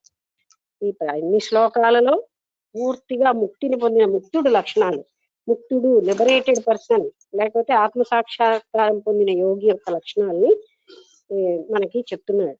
ఆయనకి మళ్ళీ మళ్ళీ అంటే ఇంతకు ముందున్న మనకి తెలుసు, ఆత్మ సాక్షాత్కారం పొందాలంటే ఇంద్రియాలతో సంబంధం లేదు, అధ్యాస అంటే ఇవి నావి నేను అన్న భావన పోయింది, అలాగే జగత్తు కూడా నేను జగత్తు నాకంటే భిన్నమై ఉంది అన్న భావన లేదు. కేవలంగా ఆత్మ చైతన్యంలోనే ఉన్నటువంటి వ్యక్తికి ఏ రకమైన వికారాలు ఉండవు. అన్ని అజ్ఞానికి జ్ఞానికి ఉన్న భేదాలు చూపిస్తున్నాడు. ఎందుకంటే దానివల్ల జ్ఞాని లక్షణాలు మరి కొంచెం కన్ఫర్మేషన్ తో మనకి తెలిసిపోతాయి. అజ్ఞాని ఇంకా ఆయనకి ఇది పొందాలి, ఇది అనుభవించాలి అనే కోరికలు ఉంటాయి. తర్వాత ఈ జగత్తు అంతా సత్యం గనక జగత్తులో ఎన్నో ఇంకానో తను అనుభవించాలనుకుంటాడు ఇంద్రియాలతో. కానీ జ్ఞానికి జగత్తు యొక్క నిత్యత్వము సత్యత్వము లేదు. అందుకే ఆయనకి తాను శరీరంతో కానీ ఇంద్రియ వ్యాపారాలతో కానీ సంబంధం లేకుండా ఉంటాడు. శరీర పోషణార్థం కూడా ఆయన ఏమీ పనులు చెయ్యక్కర్లేదు. ఆయనకి శరీరం బతికున్నా దానికి చనిపోయినా దాంతో సంబంధమే లేదు ఆయనకి. అటువంటి స్థితిలో ఉంటాడు. అంటే సంఘం టోటల్ గా విడిచిపెట్టేసి ఉన్నవాడినే మనం ముక్తుడు అంటున్నాం. అందుకని మామూలు అజ్ఞానికి ఉండే వికారాలు గాని భ్రమలు గాని అజ్ఞానంతో ఉన్న భావాలు గాని అక్కడ జ్ఞానికి ఉండవు. ఇంద్రియ సుఖాలని సంబంధమే లేదు, మరింకేమిటో అనేటటువంటివి పొందాలన్నటువంటి ఆశ లేదు. అంత నిరహంకార స్థితిలో ఉంటాడు. అహంకారం లేదు, అందరికీ ఉండేటటువంటి గుణ దోషాలు ఏమీ ఉండవు. ఇది పెద్దది, ఇది చిన్నది, ఇది గొప్పది, ఇది చిన్న తక్కువది అనే భేదభావం ఉండదు అంటూ రిపీటెడ్ గా రకరకాలుగా చూపించారు, రకరకాల యాంగిల్లో. అంటే మామూలుగా తను భిక్షాటన చేసిన మహారాజు అయినా దాంతో ఆయనకి ఏమీ కూడా సంబంధం లేదు. తర్వాత ప్రపంచ దృష్టిలో గొప్పవి అనే భావన ఆయనకి ఉండదు, ఎందుకంటే ప్రపంచ దృష్టి అన్నది ఆయన వదిలేస్తారు. అది మనం కూడా వదిలేయాల్సిందే, ఎందుకంటే ప్రపంచం ఖ్యాతి కోసం చేస్తున్న పనులన్నీ వదిలేస్తేనే మనం ధర్మమైన పనులు చేస్తూ వెళ్ళిపోగలం. ఆ విధంగా జ్ఞాని లక్షణాలు మనం నెమ్మదిగా మనం కూడా ప్రయత్నిస్తూ ఉంటే, అంటే ఆ గుణాలని నిరంతరం జ్ఞాపకం చేసుకుంటే మనలో ఉన్న ఏ గుణాలో వదిలేస్తూ ఉంటాం. అది మనకు అర్థంలాగా కనిపిస్తున్నాయి. ఎందుకని జ్ఞానికి ఎప్పుడు సమభావంతో ఉంటాడు. ఎవరిని, ఓ పండితుడిని, ఒక సామాన్యమైనటువంటి మామూలు వ్యక్తిని, అదే గీతలో చెప్తారు పండితుడిని కుక్కని ఒకేలాగా చూస్తాడట జ్ఞాని. అదే విధంగా బంగారాన్ని మట్టి పిల్లని ఒకలాగే చూస్తాడు. ఆయనకేమో సమత్వ దృష్టి వచ్చేస్తుంది. సమత్వం యోగ ఉచ్యతే అన్నారు. అంటే ఆయనకి అంతటా సమభావనే ఉంటుంది. ఎందుకంటే అక్కడ బెనిఫిట్ ఓరియంటెడ్ మైండ్ లేదు, అన్నీ ఒకటే, ఆ కేవలం చైతన్య స్వరూపంగానే ఉంటే అటువంటి జ్ఞానికి సమత్వ దృష్టి అనేది సహజ సిద్ధం అయిపోతుంది. ఆయన అన్నిటికీ అతీతంగా ఆత్మస్థితిలో నిరంతరాయంగా పని చేసినా చెయ్యకపోయినా కర్తవ్య కర్మలు అంటూ లేవు, విధి నిషేధాలు ఆయనకి లేవు. ఆయన నిరంతరం స్వేచ్ఛాయుక్తుడై తన ఆత్మస్థితిలో విలసిల్లుతూ ఉంటాడు. అతని యొక్క ఆనందాన్ని ఎవ్వరూ వర్ణించలేము. అసలు ఆత్మానందం అంటే ఆత్మస్థుతి, ఆ చైతన్య స్వరూపాన్ని ఎవరు వర్ణించలేరు. అటువంటి స్థితిలో ఉన్నటువంటి జ్ఞానిని, ఆ జ్ఞాని పొందే సుఖాన్ని ఒక్క జ్ఞానే చెప్పగలడు గాని ఆ స్థితి ఇలాంటిదని ఎవరు చెప్పడానికి వీల్లేని స్థితి. ఆయన అన్ని పనులు చేసినా సరే ఏ పనులతో కూడా ఆయనకి సంఘం లేదు. అధ్యాస అంటే ఇది నేను అనేది ఏమి కూడా భ్రాంతి లేదు ఆయనకి. ఆ భ్రాంతి నుంచి పైకి వచ్చేసాడు. ఆయన నిత్య జ్ఞాన స్థితిలో, ఆత్మస్థితిలో, ఆనంద స్థితిలో, ముక్త స్థితిలో ఉంటాడు. అటువంటి వానికి ఇంకా ఏమీ ఇది చెయ్యాలని లేదు, ఇది చెయ్యకూడదని లేదు, ఇది పొందాలని లేదు, ఇది పొందకూడదంటూ ఏమీ కూడా ఆయనకు ఉండవు. ఆయన ఏ పనులు చేస్తున్నా ఆ పనులతో ఏ సంఘము లేకుండా ఉంటాడు. ఆయన మాట్లాడుతున్నా, తింటున్నా, తాగుతున్నా, ఏం చేస్తున్నా ఆ పనులతో బంధము లేకుండా ఉంటాడు ముక్తుడైనటువంటి జ్ఞాని. ఇది ముక్తుని యొక్క, ముక్త పురుషుని లక్షణాలు. ఇలా మనకి ఇవాళ రిపీటెడ్ గా ఎన్నో శ్లోకాల ద్వారా మనకి వివరించారు. మీ అందరికీ ఇది అర్థమైంది అనుకుంటాను. ఏమైనా సందేహాలు ఉంటే అడగచ్చు.